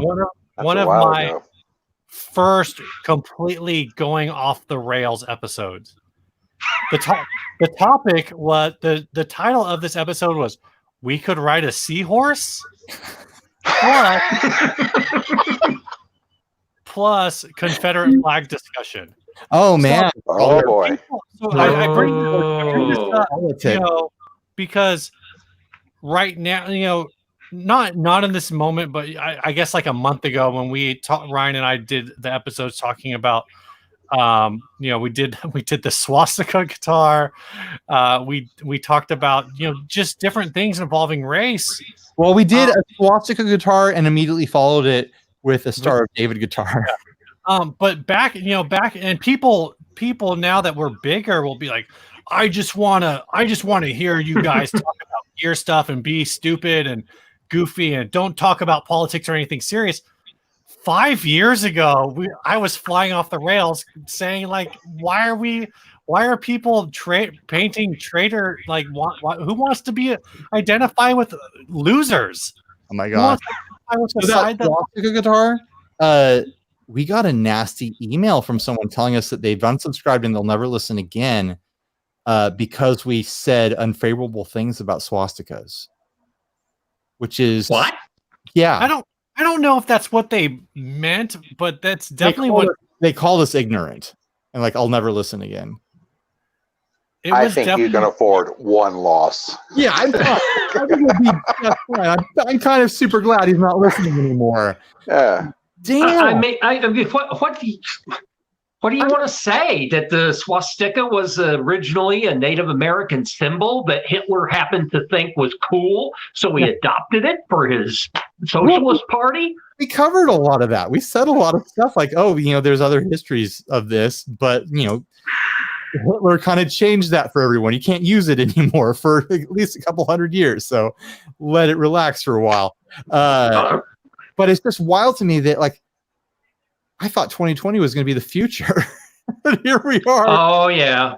Having to argue with people defending Nazi symbolism. It's crazy. What is even going on right now? We could say it started off okay, but it sure didn't. It's not ending very well. Yeah. We're only in the middle. Maybe it'll wrap up nice. I mean, the new Bill and Ted movie is going to come out in August. I mean, fingers crossed. Oh, yeah. It could change everything. I mean, I can understand some people thinking that, we're just getting rid of all the things we don't like from our past or whatever. And I understand that there's a few people that are probably like, oh, well, this is just like erasing history and denying it ever happened, kind of like they say, like the Japanese do about World War II. Like, sure. They never committed any war crimes or atrocities or anything else in their prison camps, but there's evidence that says otherwise. So I can understand when people would say something like, you're just trying to get rid of the swastika because of its overall historical context. Well, the problem being, of course, like we said, in the last 100 years, think about this for a second. Hitler, did he even come to power 100 years ago? Yeah. Or was it? It's more recent. It's like 90 right. years ago. I think that's pretty recent. It's very recent. And all the stuff that happened and everything, there's a bunch of people still alive, I'm sure, that are like, oh, yeah, I was there. I saw it, and it's like you said, you just got to let it relax for a little bit. You're not trying to throw it away. You're just saying, okay, we can't just have this out there right now. Well, I mean, I think the big difference, like the argument of erasing history and whatnot, as far as, I'm assuming we're talking about Confederate flag and Confederate statues and things like that, is that those things, the statues and the flags and whatnot, are there to celebrate Confederacy. Like go in Germany, they've got, Holocaust museums. Let's make Confederate museums that are, kind of the same, lock in the history that way. Show the history. I think I said this back. I don't know when I've said. I know I've said this in the past. Like, I have no problem with a museum, at a battlefield that Stonewall Jackson, where he fought in a battle there, having a statue of him there, and say, this is the Confederate general who won this battle at this site. Right. Or lost this battle at the site. Or either way, right? Like, winners. Both generals and have the scorecard in between. You can have a statue of, Robert E. Lee signing his surrender papers at the Appomattox Courthouse, whatever. Like, and I'm not, I don't say that to be flippant. Like, you can have a statue of Robert E. Lee winning a battle at the site of that battle. I don't see how society benefits by having a statue of Robert E. Lee, in a random park in a random city that he's never been to. At that point, you're just, I don't know, like, it's, if somebody builds a statue of me in I don't know, Toronto, I'm like, what is the point of that? We got shirts down below. We've got to have skins up top. I just got mine on Friday. Thank you, Steve. Pete has joined, he's wearing the 60 cycle hum shirt, and Robert is wearing his as well. And Damien has joined. He is not wearing a 60 cycle hum shirt. Yeah, no. I never got one. I need to get one. Can you hear me okay? Yeah, we can hear you. Loud and clear. Yeah. Someone's got their TV on or something. I can. Or maybe probably me. Here, let me. I mean, maybe something good is on, man. Maybe it would be better if we just point the camera at the TV and we can all watch. that look all of a sudden was like, oh no.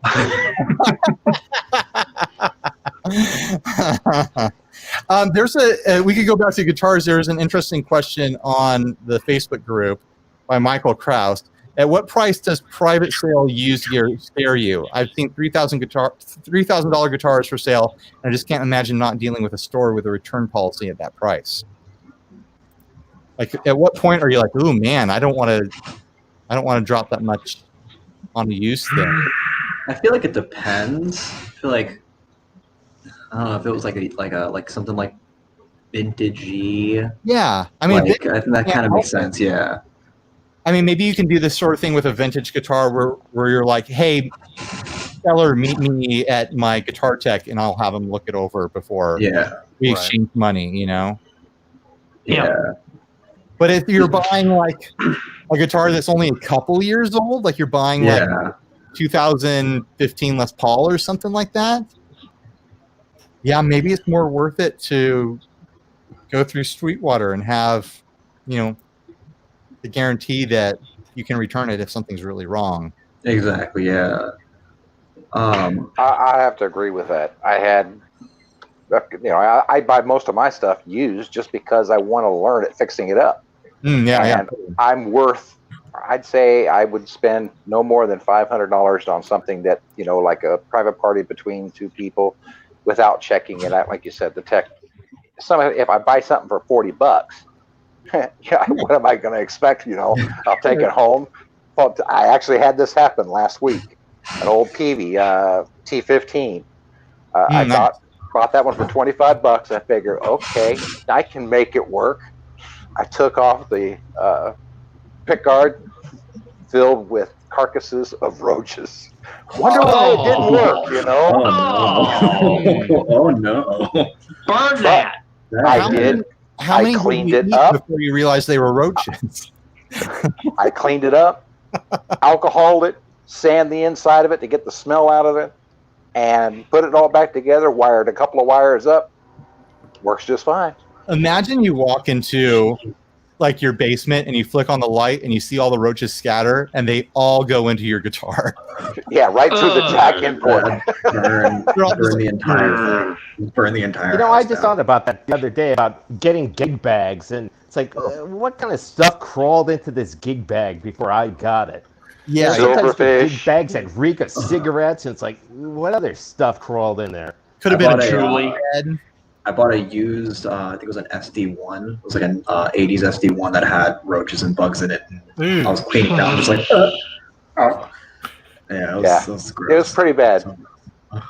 But hey, it looks pretty good now. You know, nothing, a little alcohol, sandpaper, and a little cleaning up won't take care of. Yeah, I think it does need a new fret. It needs a fret job done on it, but that's a little bit probably beyond me because I don't have the tools. Yeah, so what's everybody's level that they're willing to lose in a private transaction? That if you spend the money and it ends up not working for you, you're like, oh well, lesson learned. On to the next thing.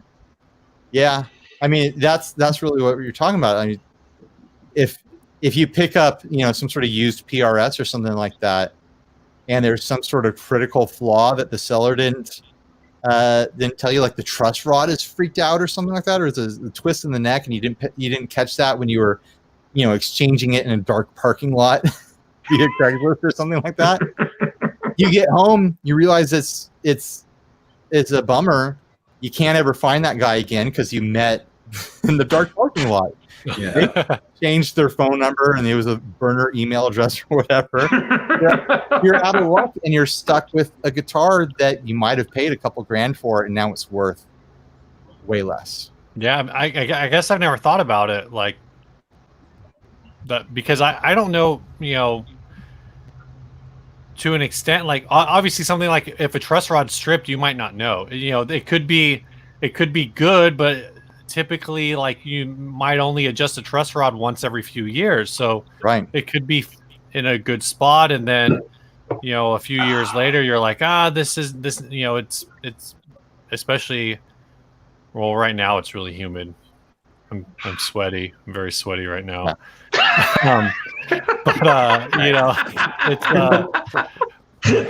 You could have issues that you want to correct, or maybe you switch to a different gauge string that puts a little more tension on the neck, and you need to adjust that, and you can't, and you would just never know.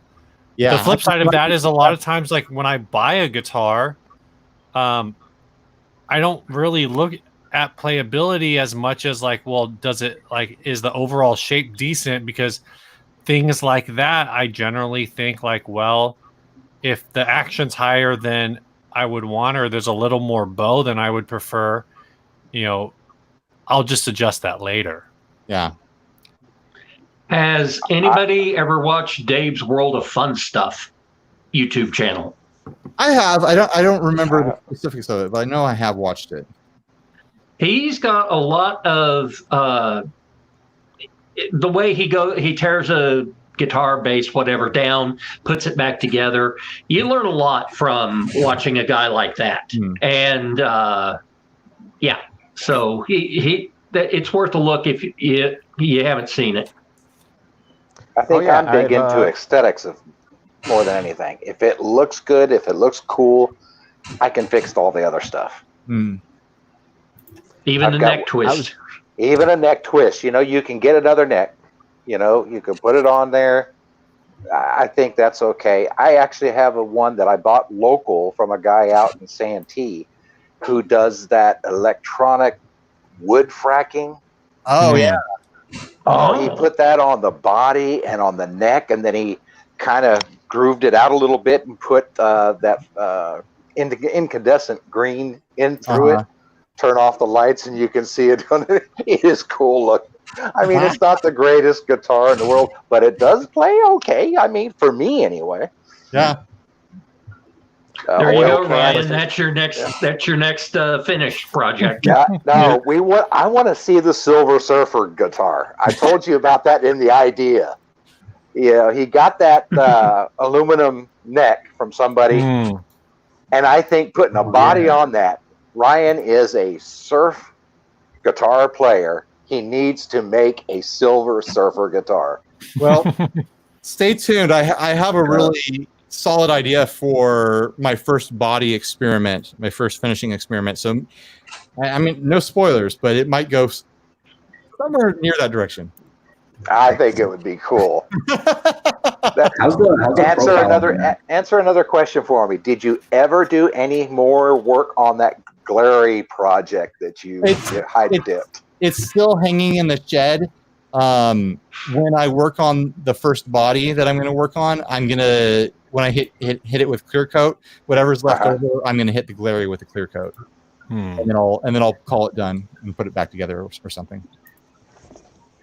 Because I've just been letting it dry out and get as hard as that spray paint can get, I guess. Also, I take it was pretty thick going on there. Yeah, it's pretty gummy, and I don't. I'm not gonna try to sand it flat because it's that kind of spray paint that's just kind of plastic and rubbery. So if I hit it with sandpaper, I think it's just gonna pull off.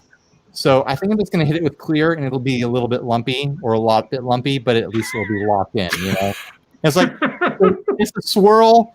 It's a worthless guitar, so it's like I don't want to invest too much time working on it. I actually have that problem with my kitchen island. It's raw. It's like down to raw wood in some spots. So I tried to sand some other areas, and it just starts gumming. Oh yeah. I'm just like, I need to refinish it, but I don't even know where to approach that. So remember, I kind of just want to refinish the bare sections and be like, okay, good, moving on. I was building my deck years back, and I was thinking of putting composite decking down on it. And my father-in-law at the time was like, "Oh, don't do composite decking. My neighbor has that, and he hates it." Like, "Oh, what does he hate about it?" Well, he didn't like the pattern on it, so he planed down the whole thing. Yeah. What? And it's been giving him splinters ever since. Yeah, you're not supposed to plane composite. There's like fiberglass in there. Oh, no. I'm like, I'm pretty sure it's user error. I think if I got composite decking, it'd be just fine. I still ended up getting real wood, but whatever. Oh, Lord. Give me strength. Oh, man. Can you imagine sitting out on a deck with an electric planer on composite? And he keeps going back and forth, and eventually nothing.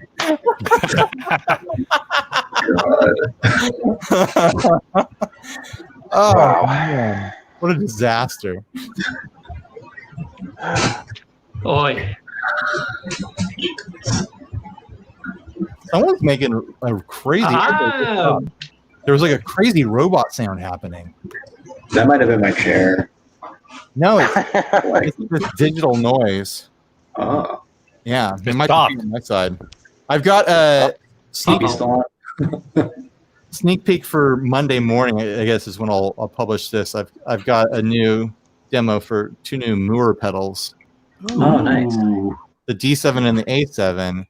These are they're not affordable. These are $100 each, but they've got this cool like thing on the side with an LED, and it's your different delay and reverb settings and a light. Oh, cool. On.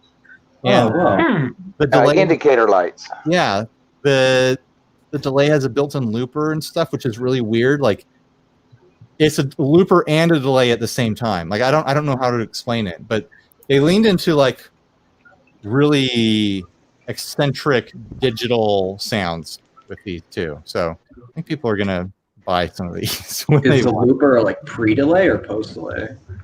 It's pre-delay. No, it's post-delay, but like you can continue to. It was weird. I was like, I'm gonna have to go back to it to figure out exactly what it's doing, and it doesn't really explain it well in the manual.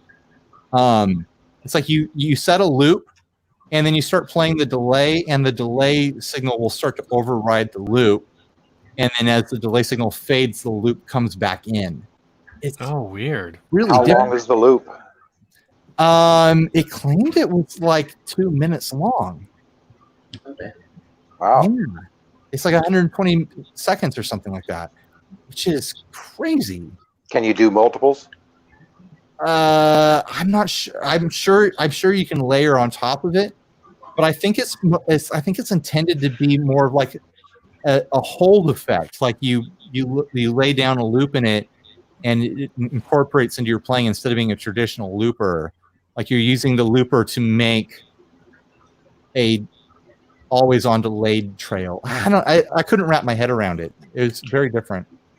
Yeah, it's 150 seconds, so 2.5 minutes. Yeah, 2.5 minutes. So you could almost lay down a full song on this thing. Once you turn it off, it's gone. You can save presets on this, and I'm assuming they save to the different LED banks on here. I didn't figure that out either. I just did like an unboxing, like first impression sort of thing with it. But hey, Ryan, can you hold that up again to the camera? Now, look at the color. Does that color not remind you of another pedal, one that your sponsor makes? Oh, the blooper? No, not the blooper. The Mood. Yeah, maybe that's what they were going for. Maybe they mood. Looks like a mood on the cheap. I thought you were going to say it's the same color as me. Well, it fits right in, just right about there, I think. It's gone. Where did it go? I can't see it. It's really kind of like back of my arm too. It's time to go to the beach again, Ryan. I won't ever tan. I'll just be pinker. Just turn the saturation up. It was a rock lobster. I have one of the Squier Cyclones on order, and I ordered the blue one, and because I can't do pink because it'll be the same color as me, and it'll just because I color correct the videos to take care of that, which means the guitar will be turned into like a normal skin color. Instead of being, a really fun shade of pink, it'll be like a light skin, like yellowish tan. But then I thought about changing my order just so I could demonstrate that, so people could see exactly what I'm talking about. A pink screen. That's what you need. A pink screen. Gosh. Oh, I do great on green screens. I stick right out against green screens. There's nothing green on me. The man with the golden guitar. I think he's got a couple of them. All right. What's your guys' thought about a Squire Jazzmaster use? What's a good price range if I go to find something used around town? Or $3. Around 3. Yeah. Is normal. 3. I $250 really like my vintage modified. The classic vibe should be around in the same price point. I actually saw, maybe it was you. It was someone on the Facebook group made a big long post about like comparing like all the various different Fender Jaguars and Jazzmasters that are available. And at the end of it, it kind of just looked like the classic vibe is the most appealing collection of specs. I would agree, because I really like the one the green pick guard that you put on your Sunburst. Oh yeah. But I think that would look really good against a white. The white totally. with the green one. Yeah, because the person who made the post was like, "Yeah, you could get a J Mascis, but then the bridge is wrong and the pickups are wrong. Or you could get a Ventera, but then the radius is it's like a 7-inch radius or something like that. Yeah, 7.5 is what I saw, I think. And then you could get another Fender, but then these details are wrong. But then the Squire Classic vibe, like everything kind of lines up to be the more normal choice as far as a new Jazzmaster goes. It was kind of wild to read it through it all and actually think about it. Well, didn't you demoed one down at Pitbull, didn't you? I did the Squire Jaguar at Pitbull. Yeah. I didn't do a Ventera or anything like that. I still need to edit it. I did their I think it was like their 2019 Jazzmaster that had the 3 I can't talk right now. The TV Jones style pickups. What are those called? Filtertron. Filtertron. Oh yeah. Oh my gosh! I almost had a stroke right now. The pick guard.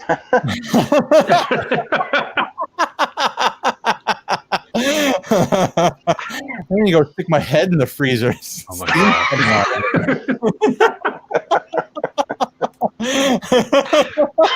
I'm surprised I'm not bleeding out of an eyeball right now. It must be really moist down there then. I mean, Steve's complaining about it. You're wanting to go stick your head in the freezer? It's not the hottest it's ever been, but it's been really humid, and there's like no breeze right now. It's just been like still air all day. Oh. I have to close the window when we were. I have it slightly cracked, but it's mostly closed, so I have no airflow.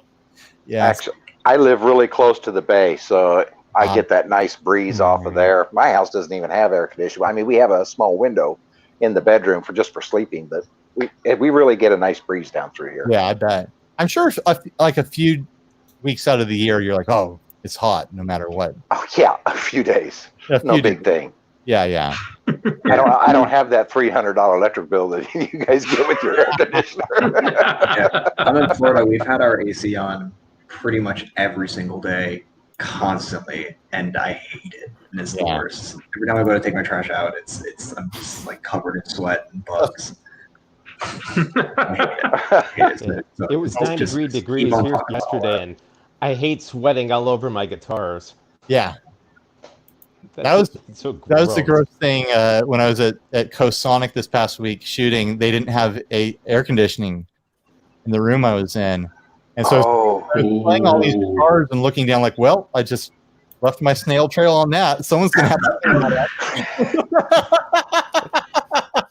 that. Go down to Harbor Freight, get a bunch of towels, carry with you. Yeah. Where is this Coast Sonic at? They have a showroom up in Carlsbad, right off of Palomar Airport Road. But it was sort of appointment only before COVID, and now it's just not open at all. So, But now, is Pitbull closed back down because of everything redone? No, when I was down there, they were doing pickups. Like you could order things over the phone and then pick it up in person. They would like take your card through the mail slot and then like shove it out the door for you. I mean, I'm only 2 miles away from them here. Oh yeah. So I've never been down there yet, but that's going to be on my list. it's a fun place to visit. They have a decent selection on the floor. Yeah. They're mostly a warehouse retailer, and they have a lot of stuff in the back. So I think it's the sort of thing where, like, if you were curious about something, you might be able to get them to pull it out of the warehouse to check it out. If you were, if they thought they were getting a serious buyer vibe off of you. Not saying you need to be a serious buyer, but if you were like acting like, oh yeah, I'm really been thinking about this, I just want to check it out in person first, they might be able to pull it. Right. I was going to say there's been a lot of things on Reverb that when I click on the link and look at it and go see who the seller is, it's Pitbull Audio, and I'm like, oh wow, they got yeah. Their guy over there, he basically told me they don't have any advertising budget. Like, he is the advertising budget, so he does all that sorts of stuff. If he's not working, taking calls, or handling orders or whatever, he gets on to the local Craigslist or whatever and does just hardcore normal marketing stuff. Like, hey, this is what we've got in. Come down to Pitbull. Like, oh, check out what we got here. Come in. And they'll wheel and deal over there. Like, they'll price match with stuff. And from what I understand, they've gotten in trouble with some builders and stuff because they've gone under map a couple times. Ooh. Yeah. So I don't know. I mean, it does say it is advertised price, right? Yeah. But for our lowest price ever. I think the thing with Pitbull that really impresses me is that our buddy Sean Hutchinson, he's in the shop over there, and they really do, like, they set up every single guitar that gets ordered, and he's got a deal where he gets to use the shop for his tech business, but if they're getting a ton of orders, he doesn't get to do his tech business. Right. He said, like, during the COVID stuff, people were ordering so many guitars that he wasn't able to get to any of his tech stuff, and he was actually losing money because he couldn't get to. Oh man! Free setup doesn't make him much money. Yeah, because they really do set up every guitar before it goes out the doors. And he was telling me all these, like, horror stories of, like, certain brands that, like, the way it comes out of the factory is not great, and if you got it from a different retailer, then you would probably be disappointed. And then, like, but if you get it from Pitbull, you probably have you have a different impression than other people do of the brand because it was actually set up before it got to you. It was funny. We had this conversation a couple, actually, it was before the shutdowns. With one of the guys at church had something go wrong with his guitar, and he's like, "Oh, I just need to get it to set up, but I've never done that before. Do you guys have a recommended place?" And different people were saying, like, "Oh, like, I usually take it to this store, or I take it to that store," and I was just like, "Take it to my man." I was like, "Sean Hutchinson, Pitbull Audio. Tell him I sent you." That's like, they're like, "Wait, you have?" I was like, "I have a guy." I'm like, "I don't have a store. I have a guy." I have a guy. What's his name? Steve has people. I personally watched him cut a nut, and I was like, "Damn, this guy knows what he's doing." That's what I need to have done on a couple guitars. I was thinking about going with some Stu Mac equipment, trying to do my own to learn, but I think the investment of the tools and only doing maybe one or two is not exactly cost effective. And that first time you cut a nut, you're going to need another nut afterwards. That happened on a cigar box guitar that I was building. I tried it once, tried it twice. Third time I got pretty close, so I left it that way. Yeah. It's not easy. It is not easy at all. Yeah. I started building surfboards in my garage like a decade ago. And my dad, who had done it before, was like, "Oh, okay, have fun with that. I mean, you won't really build a good one until you've got like a dozen under your belt." I was like, "Okay, thanks for the confidence booster, Dad."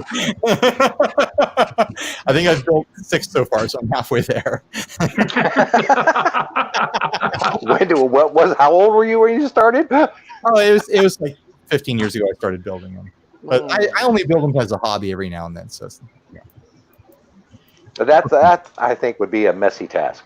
It's very messy, and I'm forbidden to do it again because it's really smelly. The last one I built, I took it to someone else to do the fiberglassing and the resin because it stinks up the house for a good week. Just, it's awful. Yeah. Wow. Yeah. Yeah.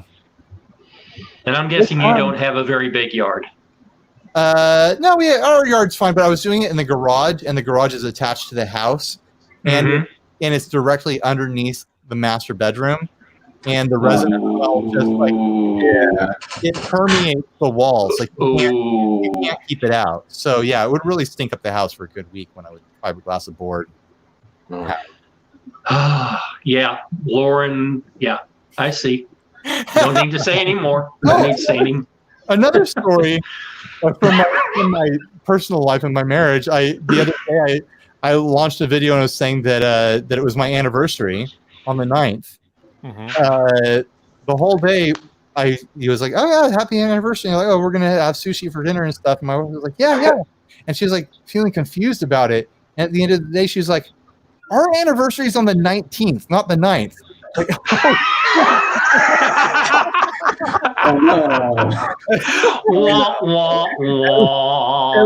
That's what I thought. Somebody on Facebook asked me if there's going to be a live, or was asking if live show, and I said, "Well, I remember in his premiere that somebody was talking about anniversary, and then you said you were going out to dinner." I just assumed that that's what it was. So, happy early anniversary. At least I got it wrong in the right direction early in Apparently, my wife knew that because I was like, "Yeah, we're not recording on Thursday because it's their anniversary," and Melissa's like, "No, it's not." Yeah, of course. Well, here's the thing: I always remember the 9 in the date because the pastor signed. He wrote the date down with a big open loop on the bottom of the 9, and so according to the government, we were married on the 18th. Oh, right. So I just remember the 9, and I forgot about the teen part. Okay, so we've got the 9th, we've got the 18th, we've got the 19th. For 3 anniversary gifts, huh? It's like anniversaries. We don't typically do like gifts for anniversaries. We usually go out for like a nice date or something like that. We like to go gift cards. Yeah, we give each other a gift card and we go out on separate dates. It's a lot of fun. You could do an anniversary show like you did your Valentine's show. Yeah. Maybe we'll do that for our real anniversary this time.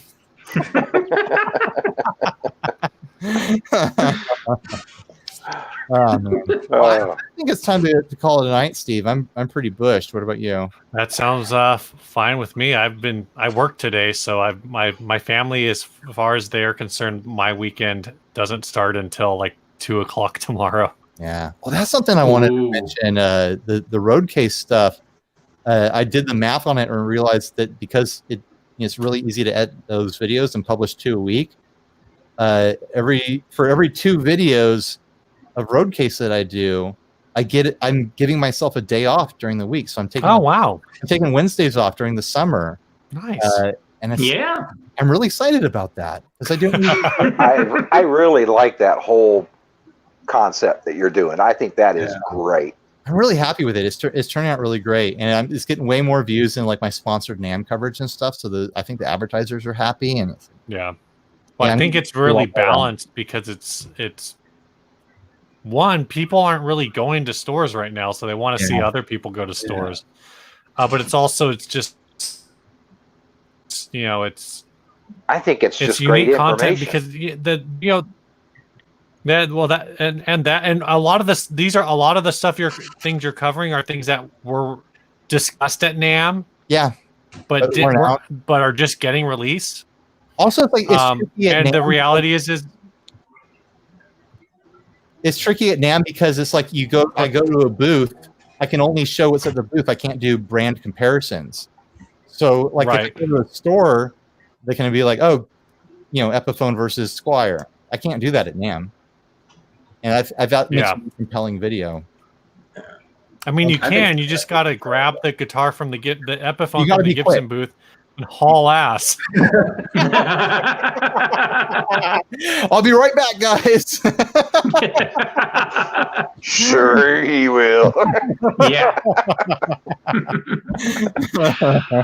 I'm glad that you're doing like the pitbull audios of the world and everything as opposed to the Guitar Center, because I think we've all have the Guitar Center horror story or 4 to relate to. Sure. As far as, The guitar's not being set up really well. I was thinking about hitting up Sam Ash because last time I was at ours here, they had a really eclectic collection of guitars. Yeah. So that might be a decent one. But yeah, I don't want to do Guitar Centers. I don't want to do that sort of thing. Even though Sam Ash is kind of like that, but I feel like Guitar Center every single Guitar Center has pretty much the same stock of guitars, whereas every Sam Ash has different. Like I used to work at a Sam Ash, so I remember like we would have different guitars. Yeah, they had some really funky stuff in there. Yeah, the time that I went, so I might hit them up. I like to go into the used guitar area. Yeah. Well, the Coast Sonic one is going to be all funky used stuff, like because they're not a retailer for new stuff. They're a pedal retailer that happens to have guitars around. So there's going to be a lot of funky stuff in that run of videos. I cover this this really weird Yamaha that there's like an 80s Yamaha. It's weird. And a bunch of other stuff. There was a 65 Jaguar there that I played. There's fun stuff like that. There was an old Tokai Les Paul copy that was amazing. Oh, nice. So I think it's gonna be a fun one. It's not gonna be so retail centric, it's gonna be more like what we'd cover on the podcast, which will be fun. Hopefully it gets views. I'm a little worried about the views because it's not so like, Squire versus Epiphone. So yeah. Hey, quick question, Ryan. Did you get a chance to try the Trematron pedal while you were there at Coast Sonic? I did not. I didn't do a ton of stuff there, but I have an open invitation to go back anytime I want. So I might go and do more pedal-centric stuff. I might wait till the fall or the winter when it's not hot though, because I was sweating my dick off. Well, on that note, not good before the anniversary. Nice. The owner of Coast Sonic owns 2 restaurants in the area. He owns a Thai place and a Mexican place, a taco place, and so I had him bring me food, and I'm doing a 260 cycle yum. Oh, nice! All right. So one is going to be I picked 3 guitars and I pair them to the 3 different tacos that I had. which one goes with taco? Fish, pork, and beef. And then when I did the Thai food, I ate a bunch of it, and then I went and picked pedals that I thought would best represent the flavor of the Thai food, and I ended up with some fun stuff. So I think those will be neat. Sure. Well, mild, spicy, really hot. Yeah. This delay really lingers with you, like that that pepper tasting there.